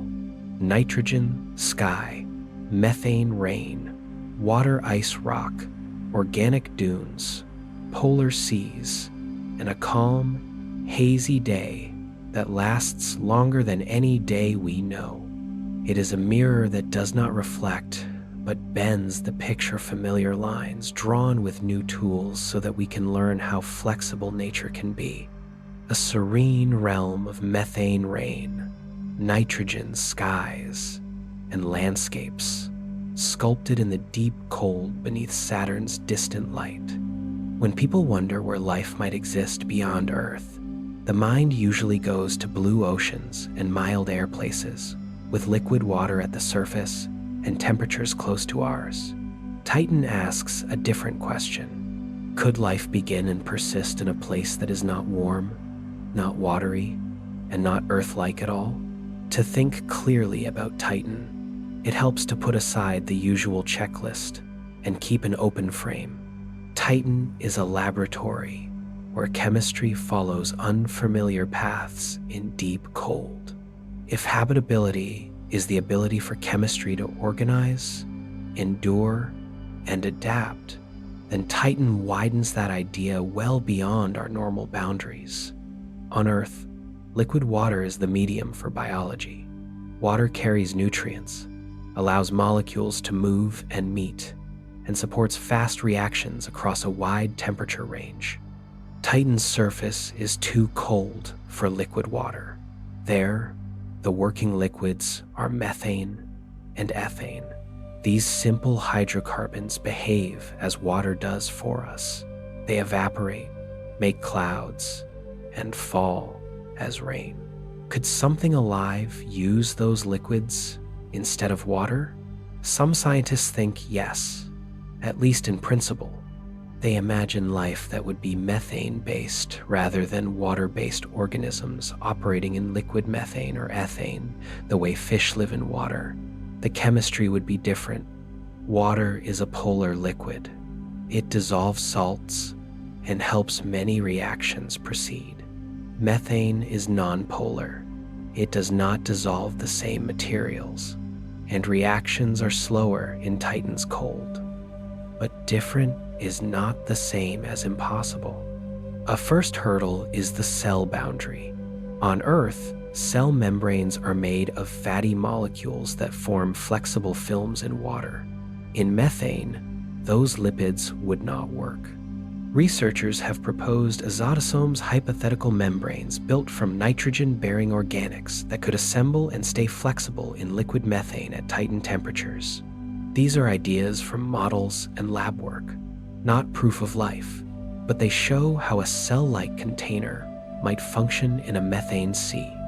If such shells can form, the next steps would be whether slow, cold chemistry inside them can store energy, copy information, and adapt.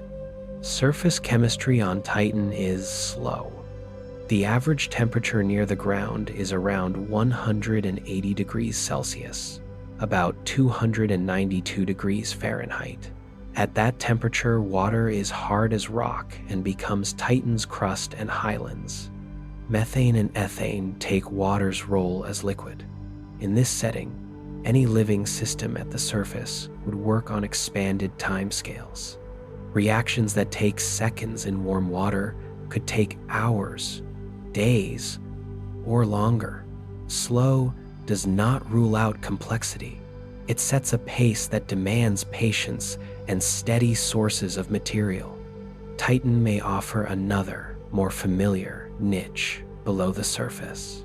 Beneath the icy shell, evidence points to a deep subsurface ocean, not of pure water, but of water mixed with ammonia and salts. Ammonia lowers water's freezing point, keeping it liquid at much colder temperatures than on Earth. If that ocean exists, it could be a better medium for Earth-style chemistry, still cold, but far more reactive than methane. This raises a striking picture. Titan could hold two distinct chemical arenas. Near the surface, methane liquids where non-water life might crawl forward at a slow pace. Deep below, a water-ammonia ocean where chemistry that resembles early Earth might proceed, powered by internal heat rather than sunlight. Any life, in any form, needs energy. On Earth, most ecosystems are tied to the sun, with photosynthesis at the base. Sunlight at Titan is weak, and the thick haze cuts it down further. The light that reaches the surface is enough to drive the methane cycle, but likely not enough for plant-like metabolism. A surface biosphere would need other energy sources. Titan does offer chemical energy. High in the atmosphere, sunlight and charged particles strike nitrogen and methane and make complex organic molecules. These products drift down as a fine chemical snow. Over time, they coat the ground and collect in low areas. If a methane-based life form could tap redox reactions using these organics and dissolve gases, it might find enough energy to operate at a slow rate. In the subsurface ocean, energy would come from inside. Titan is flexed by Saturn's gravity. That tidal kneading produces heat, which could keep the ocean from freezing and drive water-rock reactions at the seafloor. On Earth, such reactions feed hydrothermal vents. Entire ecosystems thrive there without sunlight, supported by chemical energy from the interior. If Titan has a rocky core in contact with a liquid ocean, similar vent chemistry could occur, releasing hydrogen, dissolving minerals, and creating gradients that microbes could use. No one has drilled Titan, but the physics allow it, and the logic is strong. Tidal heat, water, rock, time. Because of this rich chemistry, Titan is a prime target for careful exploration. The goal is not to scoop up obvious life, but to test whether the ingredients and steps toward life exist in a setting unlike our own. A mission called Dragonfly is being built for that purpose. Dragonfly is a rotorcraft, a flying laboratory designed to take advantage of Titan's dense air and low gravity. Where rovers crawl, Dragonfly will hop. It will lift off, cruise across dune fields, set down near ancient channels, and visit the ejecta around impact craters where heat may once have melted ice and created temporary pools of liquid water. At each stop, it will study organics, measure minerals, and look for chemical pathways that could lead toward complex molecules. The mission's questions are concrete. Are the complex organics on Titan's surface able to assemble into larger, information-carrying structures? How do surface materials mix with the methane lakes and the icy crust? Are there signs that the deep ocean communicates with the surface through fractures, bringing salts or other markers up? Impact sites are especially interesting because short-lived warmth could have allowed bursts of liquid water to react with abundant organics. Those windows of time, even if brief, might have left chemical records of steps toward prebiotic chemistry. It is important to keep expectations clear. If Titan hosts biology, it is likely microscopic, slow, and rare in space and time. Its pace would test our patience and instruments. Even so, the search has value. Titan shows that complex organic chemistry thrives without Earth-like warmth. It reminds us that habitability is not one box to check, but a spectrum driven by temperature, solvent, energy, and time. Studying Titan helps separate what life truly needs from what life simply enjoys on Earth. In the outer Saturn system, another small world presses the case for hidden habitability. Enceladus, only a few hundred kilometers across, has a global ocean beneath ice. Unlike most ocean worlds, it shares that ocean with us. At the South Pole, long fractures, tiger stripes, vent plumes of water vapor, ice grains, and organics into space. This makes Enceladus unusually accessible. A spacecraft can fly through the plumes and sample material from the ocean without drilling through kilometers of ice. From orbit and flybys, Enceladus looks like a fresh snowball, bright, clean, and deeply cracked. The south polar terrain stands out. Along the tiger stripes, geyser-like jets rise and fall. They are not always the same strength, but they persist. Instruments that crossed the plumes detected water, salts, simple organics, and tiny grains of silica. That last clue is especially important. On Earth, nanometer-scale silica grains often form when hot water interacts with rock at hydrothermal vents. Their presence in Enceladus's plume suggests that ocean water has touched hot rock at temperatures of at least tens of degrees above freezing, dissolved minerals, and then carried those products upward. Other lines of evidence point to a global ocean, not local pockets. Precise measurements of Enceladus's motion show a wobble that would be damped if the interior were solid.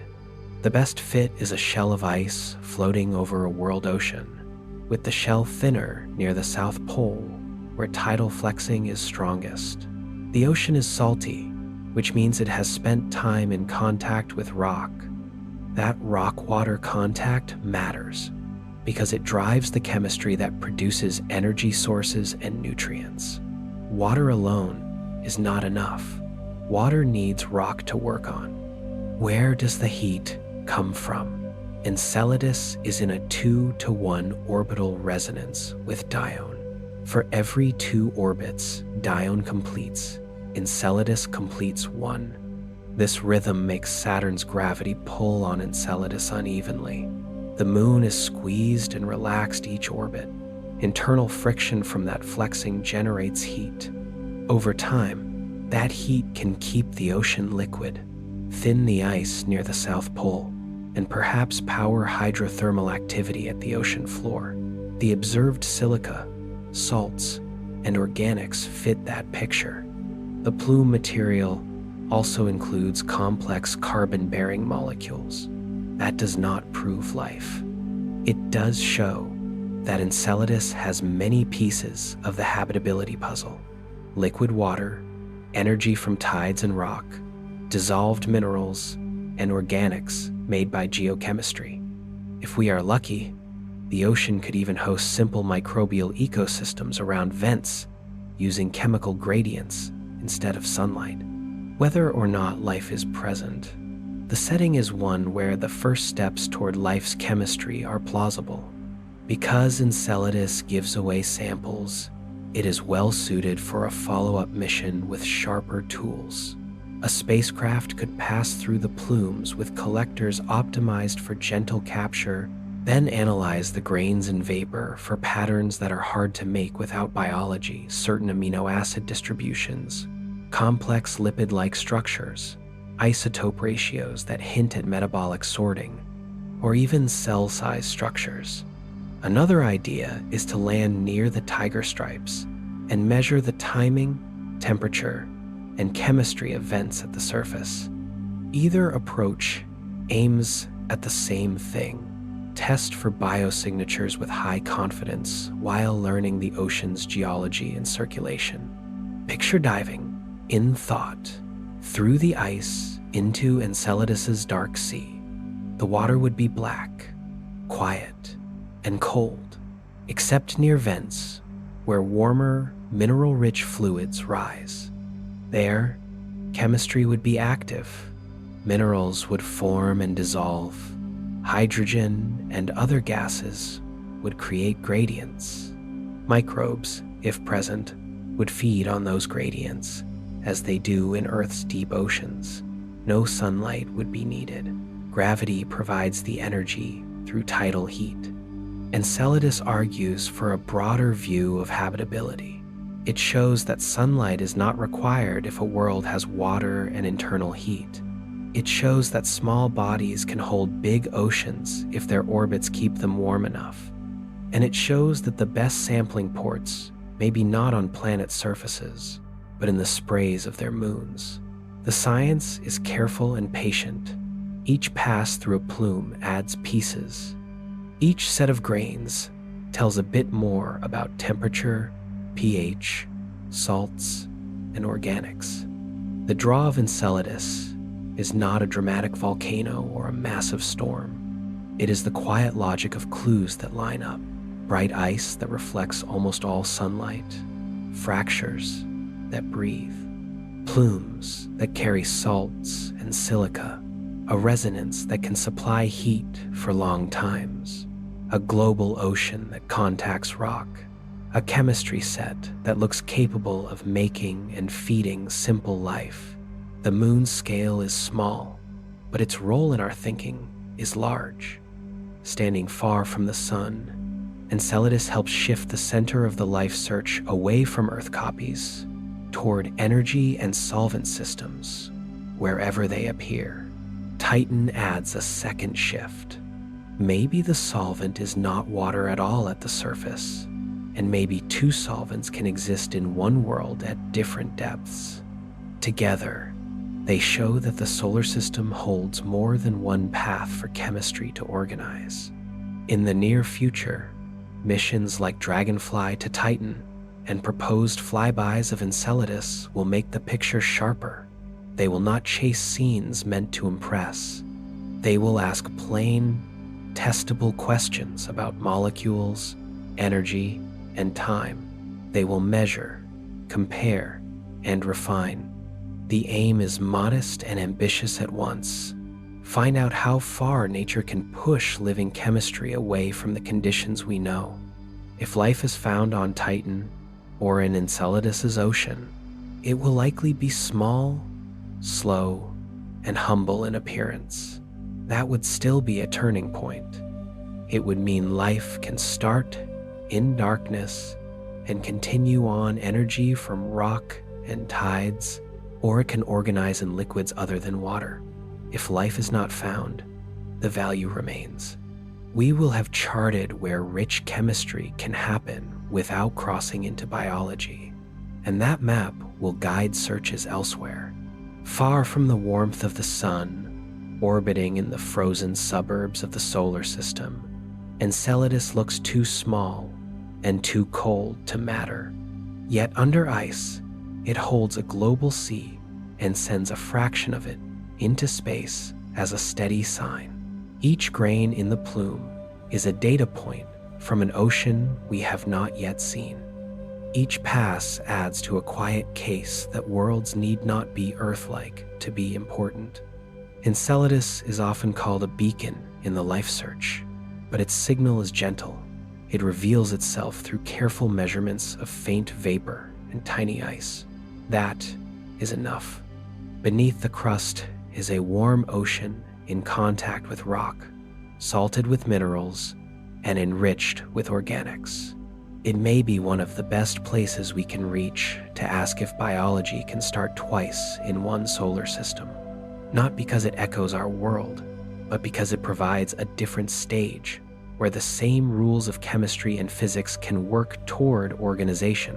Not because it resembles Earth, but because it doesn't.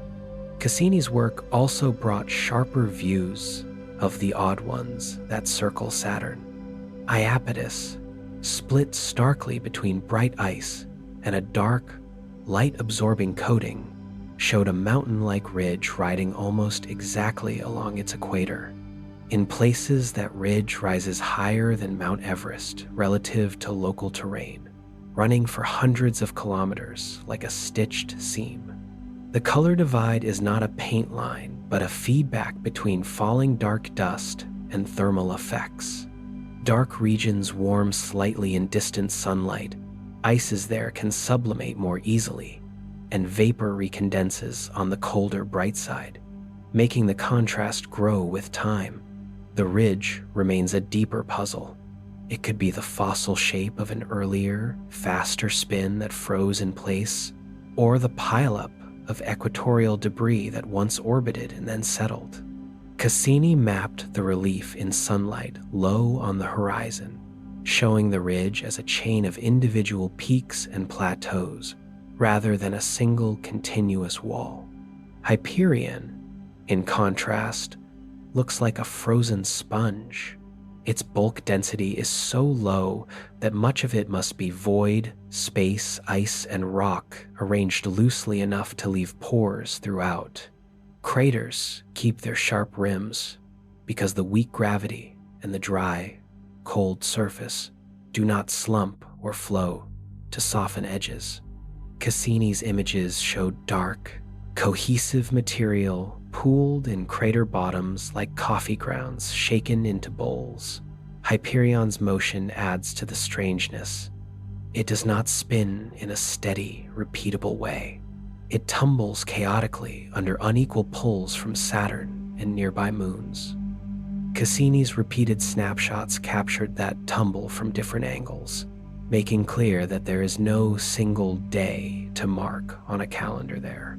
Mimas wears an impact scar so large that it sets the moon's look from a glance. The Herschel crater spans a third of the world's diameter, with a central peak rising from its floor. If the impact had been a bit stronger, the moon might have broken apart. Even as a small body, Mimas plays a larger role in the architecture of rings and orbits. At a distance in the rings where particles would orbit twice for each Mimas orbit, a resonance repeats a small tug at the same phase and clears material over time. The broad Cassini division owes part of its clean gap to that steady timing. Pan and Atlas are small, close-in shepherds that do more than keep order. Their shapes carry the story of their neighborhoods. Pan moves within the Anka Gap and has a flattened core with an equatorial ridge like a dumpling with a wide rim built from ring grains it is swept up. Atlas shows a similar equatorial skirt. Their forms are what you get when a tiny gravity field and a steady rain of slow particles work for long periods. A central lump with a soft, collected collar. Prometheus tracks just inside the delicate F-ring and plucks it on each pass. The tiny moon's gravity pulls out streamers and clumps, and repeated passes make braids, kinks, and knots.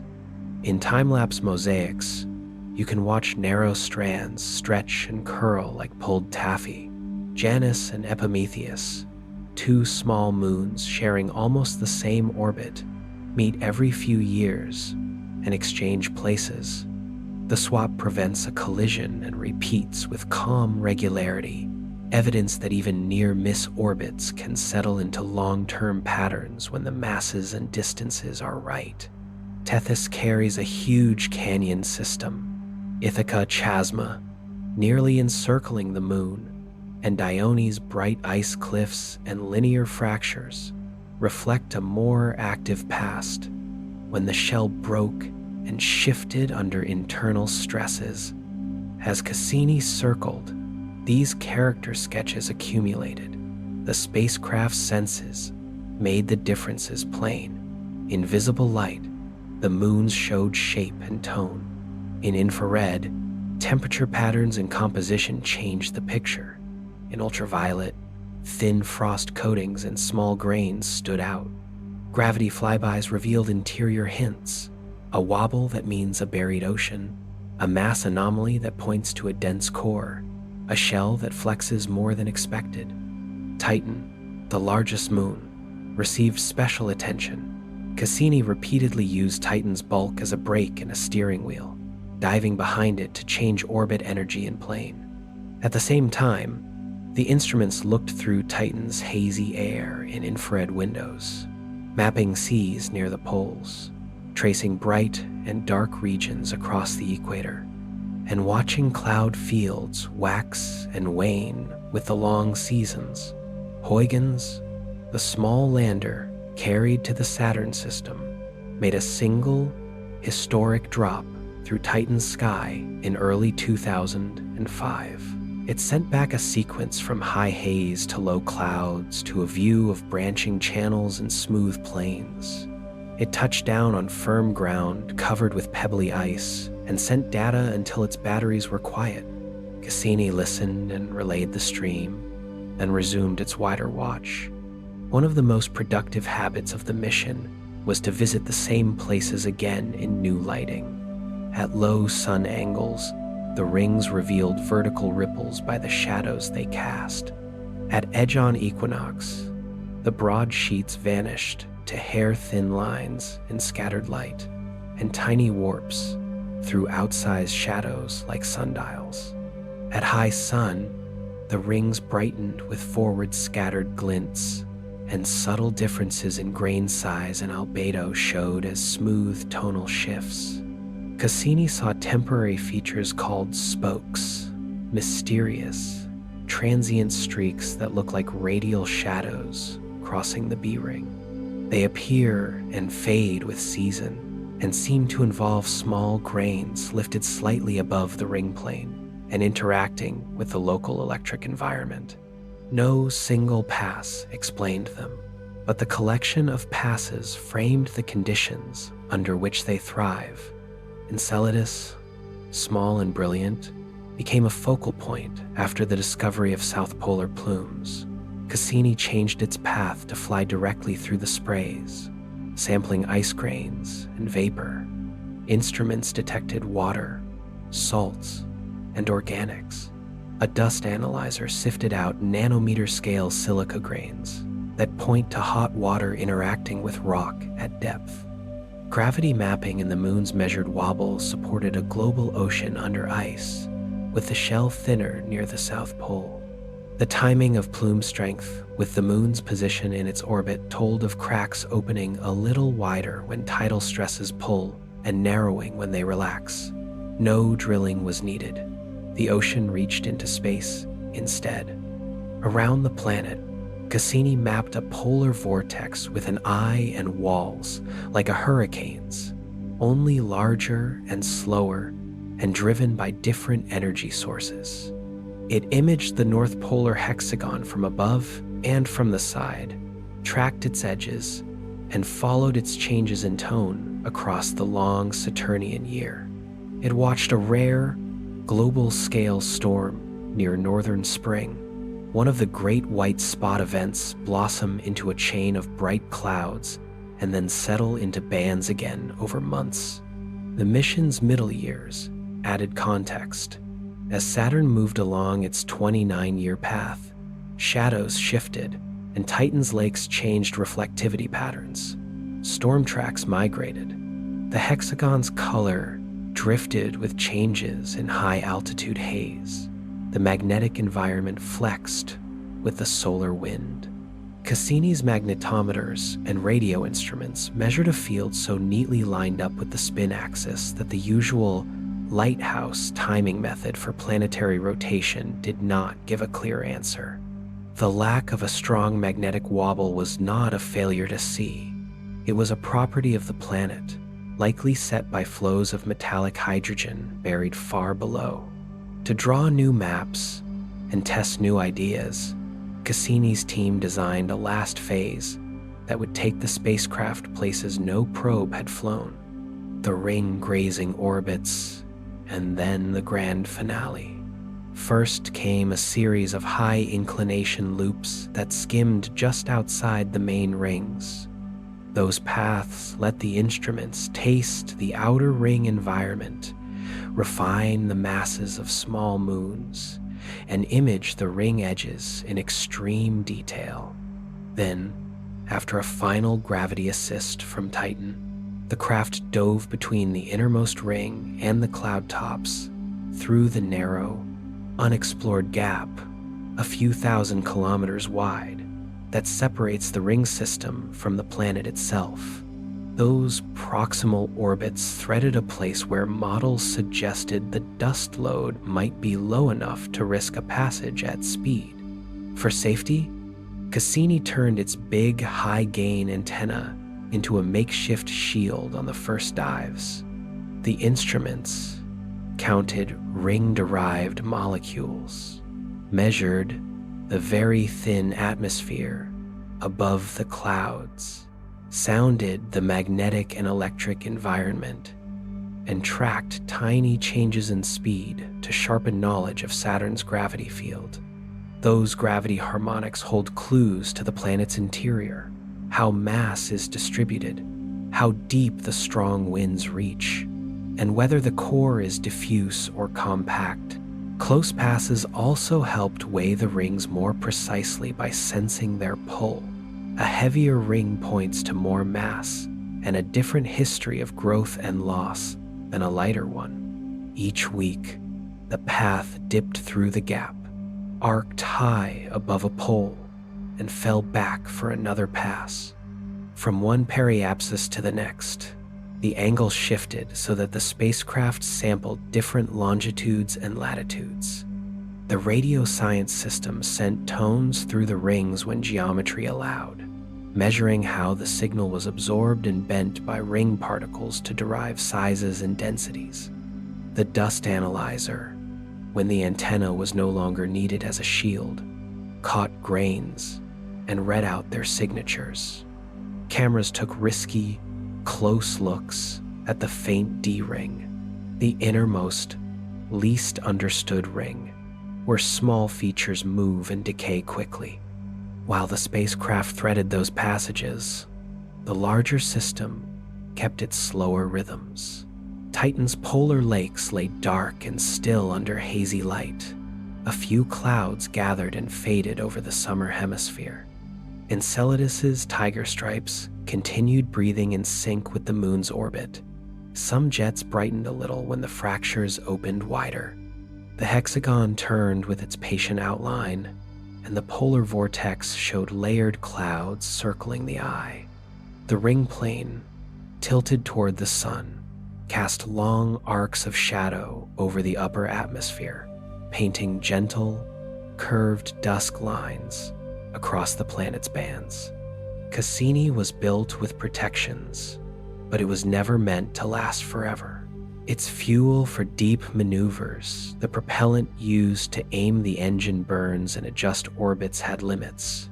The team chose not to leave the spacecraft wandering uncontrolled once it could no longer steer. Worlds like Enceladus and Titan might harbor delicate chemistry or even life deep below.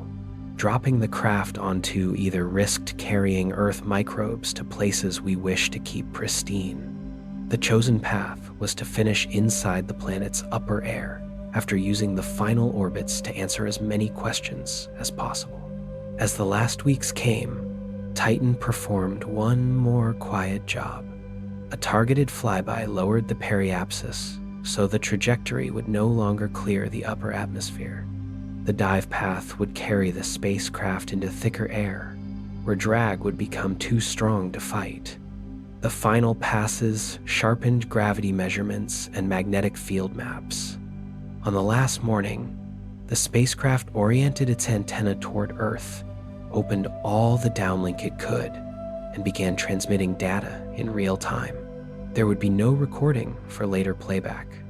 Whatever the instruments sensed would be sent as it was measured. The first touch of air was a rise in measured molecules: hydrogen, helium, trace species from ring dust. Then a faint push. Thrusters nudged to keep the antenna locked on the Earth line. A second later, the push grew. The magnetometer read a changing field. The plasma instrument counted more charged particles. The accelerometers felt drag. The atmosphere thickened rapidly with depth. Commands held until the thrusters saturated.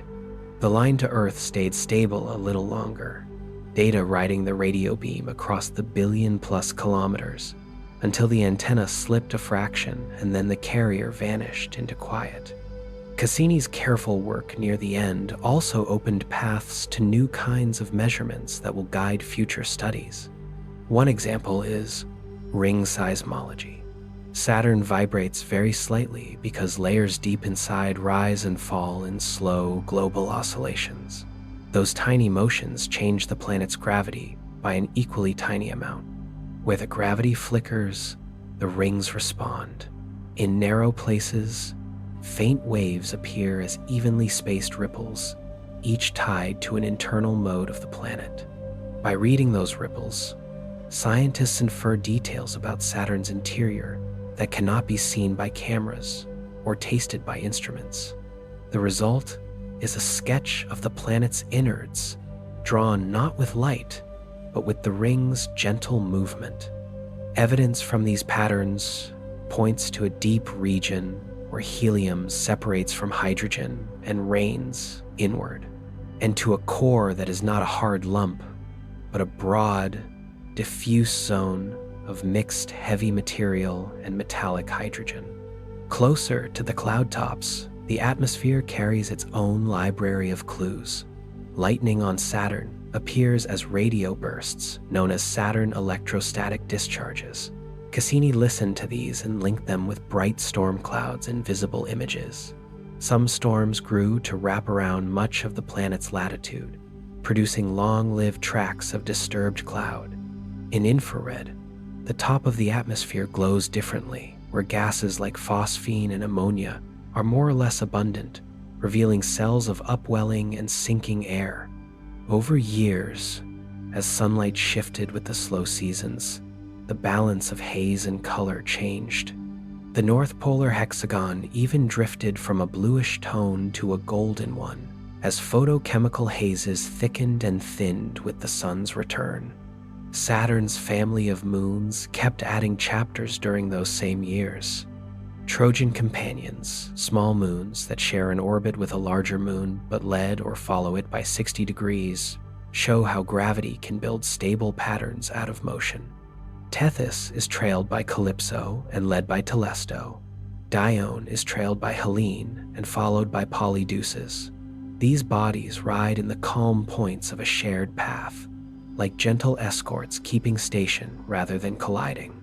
Co-orbital pairs, like Janus and Epimetheus, go a step further by swapping places in a repeating cycle.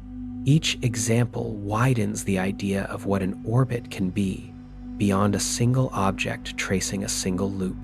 Hints of activity reached even to moons once thought quiet.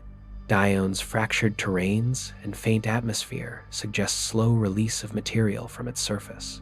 Rhea showed a tenuous sheath of oxygen and carbon dioxide created by surface chemistry under irradiation. Even small, irregular moons turned out to interact with the ring system, feeding dust or sweeping it away, depending on their paths. The system acted less like separate islands and more like a set of connected rooms where air, dust, and light move between spaces. The rings themselves recorded influences from outside. Micrometeoroids striking the rings at high speed not only darken the ice, they also throw off secondary fragments that add a background haze. Charged particles trapped in Saturn's magnetic field drift through and tug on the smallest grains. Electric charging, different at day and night, and changing with season, may lift tiny particles above the ring plane for short periods and contribute to the mysterious, seasonally favored spokes. In this way, the rings are not just passive, they are an active surface where sunlight, electricity, gravity, and impacts all leave fingerprints. Seen from Earth with small telescopes, Saturn remains within reach of patient observers. Amateur astronomers can watch the rings thicken and thin with tilt, see the Cassini division, track the large moon tighten night to night, and sometimes glimpse the shadow of a moon crossing the planet's face. Every 13 to 15 years, the ring plane passes edge-on as seen from Earth. Around those times, the rings nearly vanish into a thin line, and small moons become easier to spot. Professional observatories add more, using stellar occultations watching a star blink as a ring arc passes in front of it to measure how dense and fine-grained ring regions are. Each occultation is a scan line through the rings, and many scans build a map fine enough to track waves and wakes. The question of origin stays open by design because several paths remain physically reasonable. A ring can form when an icy body wanders too close and is torn apart by tides. It can also form when a young moon suffers a large impact and sheds debris. If the event was ancient, the ring must have been massive enough to resist darkening for billions of years, perhaps refreshed by contributions from icy moons. If the event was recent, the ring can be lightweight and bright. The newer gravity-based mass estimate supports a less massive ring, which leans toward the younger side. while other lines of evidence remind researchers to leave room for hybrid stories, old frameworks brightened by newer ice. Saturn's place in the broader solar system connects to its neighbor Jupiter through slow tugs that repeat over ages. Their long-term interaction affects the shape and timing of their orbits and gently shifts the layout of asteroid belts and small body reservoirs. In the past, as the giant planets migrated slightly while the solar system was young, their resonances likely reshaped the inner zones. That early, shared history echoes today in the resonances that still carve the rings and in the ordered spacing of many moons. Looking forward, the next steps build on what Cassini and Huygens began. Dragonfly will fly on Titan to test how far organic chemistry goes on a cold world with thick air, and whether impact-heated sites left records of short-lived liquid water interacting with abundant organics. Concepts for an Enceladus mission aim to fly through plumes with new instruments designed to separate and count complex molecules and to look for patterns that are hard to make without biology. Other ideas focus on ring seismology from a distance, using telescopes and careful models to refine Saturn's internal modes now that Cassini has marked the link between waves in the rings and oscillations inside the planet. There is also room to revisit the magnetic mystery. Saturn's field is so closely aligned with its spin axis that it refuses to act as a simple clock. A future orbiter with a long life and even more sensitive magnetometers could sample different latitudes and local times to separate signals from deep dynamo action, upper atmosphere flows, and ring-related currents. At the same time, improved gravity measurements could shorten the list of interior models by telling how deep the fast winds reach and how mass is layered from core to cloud tops. Each better constraint would make ring seismology sharper and tighten the links between three views of the same planet: gravity, magnetism, and visible motion. From a chemistry point of view, the path runs through careful sampling. In Saturn's upper atmosphere, the rain from the rings leaves a trace. Measuring that trace at different latitudes and seasons could reveal how fast material falls, how it spreads, and how it changes the ionosphere. In the rings, catching grains at different distances and sizes would give a direct reading of age markers, such as the fraction of dark contamination versus clean ice. In the magnetosphere, counting particles over time would show how the system responds to the sun's changing wind during quiet times and storms. Back at Titan's surface, landforms invite precise mapping. Dunes at the equator trace winds and grain sources. Channels and deltas near the poles record storms and lake level changes. By dating surfaces relative to one another and sampling organics in multiple settings, a timeline can be built for how Titan trades materials among sky, ground, and sea. At Enceladus, repeated plume crossings at different orbital phases would connect crack opening with jet strength. If a lander ever rests near a warm fissure, temperature, gas composition, and grain sizes could be tracked across hours and days to learn how an ocean breathes through ice. Even small moons hold open questions. How did Iapetus's equatorial ridge grow, peak by peak? Why does Hyperion's odd porosity endure without collapsing under its own weak gravity? How does Mimas remain intact with a crater so large relative to its size? And what do its interior vibrations say about its structure? Follow-up flybys at new geometries could measure tiny changes in rotation and shape that speak to interiors without requiring a landing. On the ring edges, shepherd moons like Prometheus and Pandora continue to write in fine lines.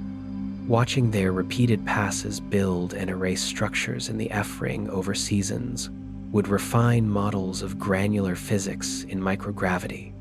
Pan and Atlas, with their equatorial skirts, remain test cases for shape building by slow accretion. As the ring plane tilts through future seasons, different shadows will fall, offering natural experiments in how sunlight and plasma charging lift dust to make spokes and how quickly those spokes settle. From Earth, laboratories can reproduce pieces of these environments. Pressing hydrogen to extreme pressures helps map the transition to metallic hydrogen and tests the range where a dynamo can align with a spin axis as tightly as Saturn's. Chilling methane-nitrogen mixtures to tangent-like temperatures and adding energy simulates haze chemistry and tests whether membranes imagined for methane seas can form and persist. Heating water with rock under pressure at Enceladus-like conditions helps set limits for silica formation and organics production at hydrothermal vents. The patient approach that defined Cassini, returning to the same targets in new seasons, measuring small changes, comparing many lines of evidence, has become the model. Each tool looks at a layer: rings as seismograph, magnetosphere as current map, gravity as interior scale, visible and infrared light as weather and chemistry tracers. No single layer tells the whole story. Taken together, they reveal a system where motion, chemistry, and light trade roles to shape what we see. What began as a picture of a planet with a bright set of rings has grown into a connected network, a giant with deep winds, a magnetic field aligned enough to hide its clock, rings that act as both archive and instrument, moons that herd, braid, and spray, a hazy world with lakes and dunes, a small, brilliant moon with a global sea and warm vents. Each part answers one question and asks two more. The quiet space Cassini crossed between the innermost ring and the cloud tops is still there, thin and cleaner than expected, changing with season and dust. The faint rain still falls, leaving a trace in the upper air. Waves still roll across narrow ring arcs where distant moons and deep planetary modes set the beat. The hexagon still turns at the pole, bounded by a jet that holds a straight-edged path in a curving world. Storm cells still rise and fade in belts that wrap the planet, and lightning still crackles in radio bursts when deep convection breaks through. The small moons keep their appointments trading places, pulling streamers, sweeping gaps, and Titan's slow skies carry clouds from sea to shore and back again, knowing that, like all things shaped by time, they are a luminous chapter in an ever-changing universe. When you picture Saturn and its moons, it is easy to imagine a perfectly balanced mobile hanging in space, every moon fixed in its place, circling forever without change. The truth is quieter and more dynamic. Saturn's system is not a frozen sculpture, but a slow, evolving dance.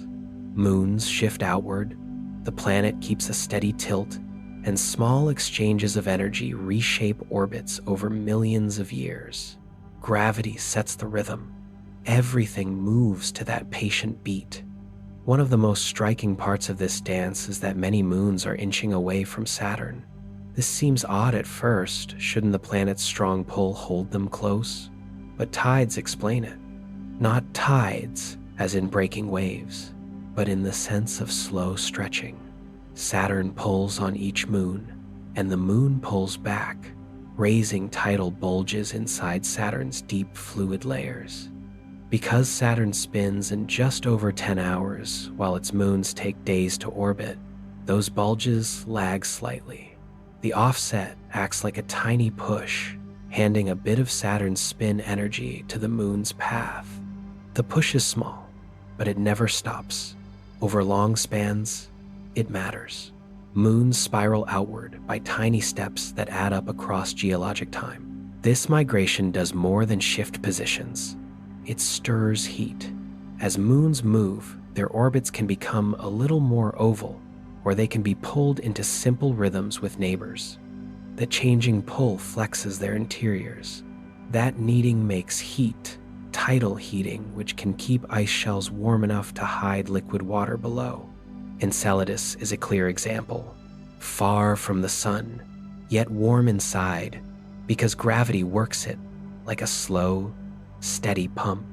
In such worlds, heat comes not from sunlight, but from motion.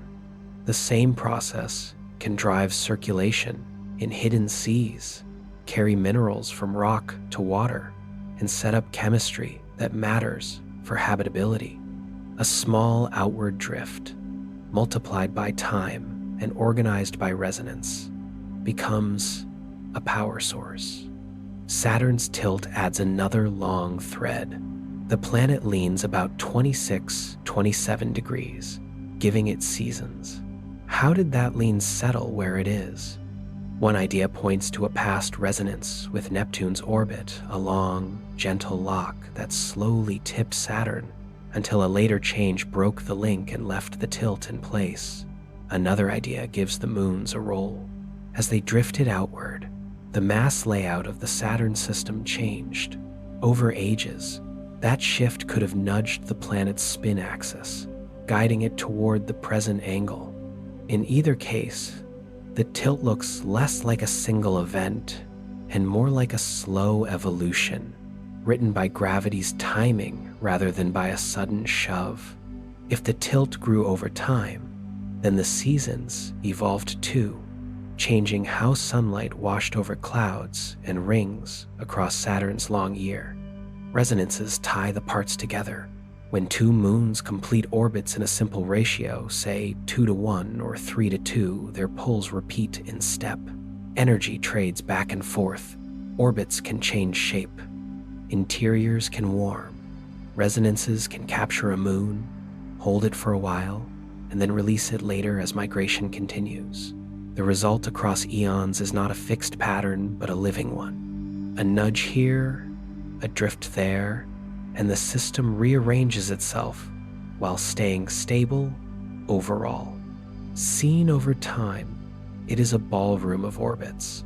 Saturn turning at the center, rings like a flowing gown, partners meeting, trading places, and returning to smooth paths. The rings themselves may be part of this ongoing choreography. If ring grains slowly drift inward under tiny forces and rain into the upper atmosphere, the balance of brightness and mass will change. Small embedded moons will keep carving edges, driving waves, and braiding narrow arcs, even as the supply of fresh ice rises or falls. Some ringlets might thin, others might be rebuilt by stray fragments or by debris from small impacts. Structure will not freeze, it will adjust. Thinking in these timescales brings a calm perspective. On human clocks, mountains rise and fall, civilizations appear and fade, while Saturn's moons move by small steps and the rings dim only slightly. The change is real, but it is unhurried. That pace has shaped what we see today. Warm seas under ice in a few favored worlds. A planet that leans and wears seasons. Moons arranged in patterns that slowly shift.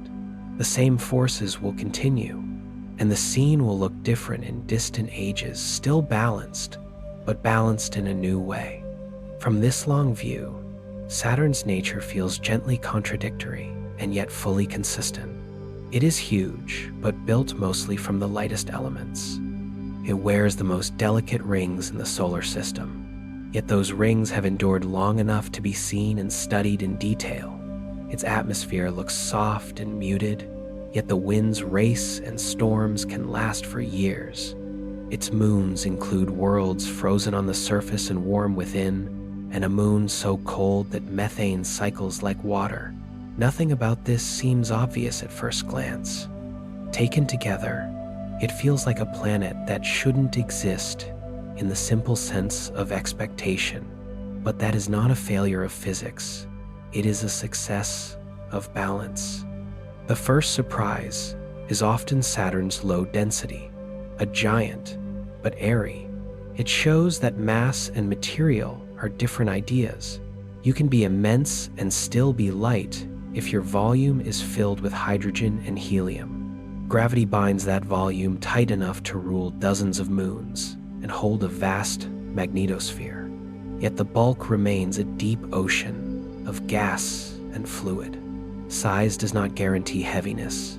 Power does not demand weight. Saturn's strength is in organization, not in density.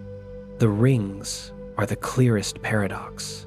From far away, they look like a flawless, solid disk, a timeless badge. Up close, they are a mist of ice and dust spread thinly across hundreds of thousands of kilometers, constantly stirred by collisions and moon tugs. They hold together because everything moves just right. Countless particles orbit in lanes, trade small pushes, and settle back into a plane. Their beauty is not in stillness, but in steady motion. Fragility and endurance live side by side when motion keeps the system aligned. The atmosphere tells the same story. Pastel bands speak of calm. Measurements reveal power. Jet streams run fast. Storms can encircle a latitude. At the North Pole, the hexagon persists, a six-sided jet shaped by fluid dynamics rather than design. Sharp edges grow from rotating flows, and the shape holds through seasons. Order appears from turbulence in a way that feels improbable until you see the rules at work. Saturn's moons extend the theme. Titan reshapes the idea of Earth-like by swapping water for methane at the surface while keeping rivers, lakes, and rain in the script. Enceladus defies the chill with a global ocean warmed by tides, venting salt-rich spray into space. Elsewhere, odd bodies tumble, wear split coats of dark and bright, or carry craters that remake their faces. The system reads like a set of case studies in how gravity, heat, and ice can combine. Each world looks unlikely until you write down the forces and let time do the rest. For a long time, puzzles around Saturn felt like rule breakers. In truth, they were rule teachers. As measurements improved, the impossible turned natural. A near-aligned magnetic field that hides the rotation clock, deep winds that reach far below the cloud tops, rings that act like a seismograph for motions inside the planet. None of these overturned physics. They expand it in practice. The lesson carries beyond Saturn. What seems contradictory may be a clue that our picture needs more detail, not that the world is wrong. Strength here is quiet. Longevity here comes from equilibrium. The rings last not because they are rigid, but because they flow with the laws of motion. The moons keep warmth not by trapping sunlight, but by converting orbital work into heat. Saturn holds the system together with grace, more than with brute force. Mass in the right places, orbits in the right rhythms, energy moving along gentle paths. In that light, Saturn's appeal becomes clear. It shows that the universe can be logical and beautiful at once. It does not demand that we pick between them. Simplicity is not required for stability. A system can be layered, subtle, and still robust. When first impressions say this shouldn't work, Saturn answers, look more closely. With a longer look, the parts fit. This viewpoint also reflects back on everyday thinking. We often expect strength to look solid, permanence to look heavy, and order to look simple. Saturn offers other examples. Strength can be distributed. Endurance can be dynamic. Order can emerge from motion. A set of ice fragments can draw a clean arc across the dark because their shared movement keeps them aligned. A set of small, cold worlds can share energy and keep internal seas alive. A giant made of the simplest atoms can still command a complex, stable realm. So the paradox fades. Saturn is not a world that violates the rules. It is a world that expresses the rules with unusual clarity, lightness and gravity, fragility and persistence, chaos and pattern. Each pair can coexist when motion and time do the arranging. The planet is not unlikely in the sense of being unallowed. It is unlikely only in the sense that it surprised us before we learned how to read it. Seen this way, Saturn becomes a steady reminder to keep curiosity open. What feels impossible may be unmeasured. What looks contradictory may be two sides of one process. The path from confusion to understanding runs through patient observation and simple questions asked again at better angles. That approach turned rings into instruments, moons into laboratories, and a distant gas giant into a place where deep rules show on the surface. Saturn continues on its long path around the sun, rings casting wide shadows, moons exchanging small pushes, hidden seas moving heat and minerals, a hexagon marking a polar jet, and a nearly aligned magnetic field humming in step with the spin. The system remains balanced because it is moving, not because it is fixed. It holds together because gravity keeps time and because the parts answer that timing with small, steady changes. In that balance, beauty and logic are the same thing, different names for patterns that endure.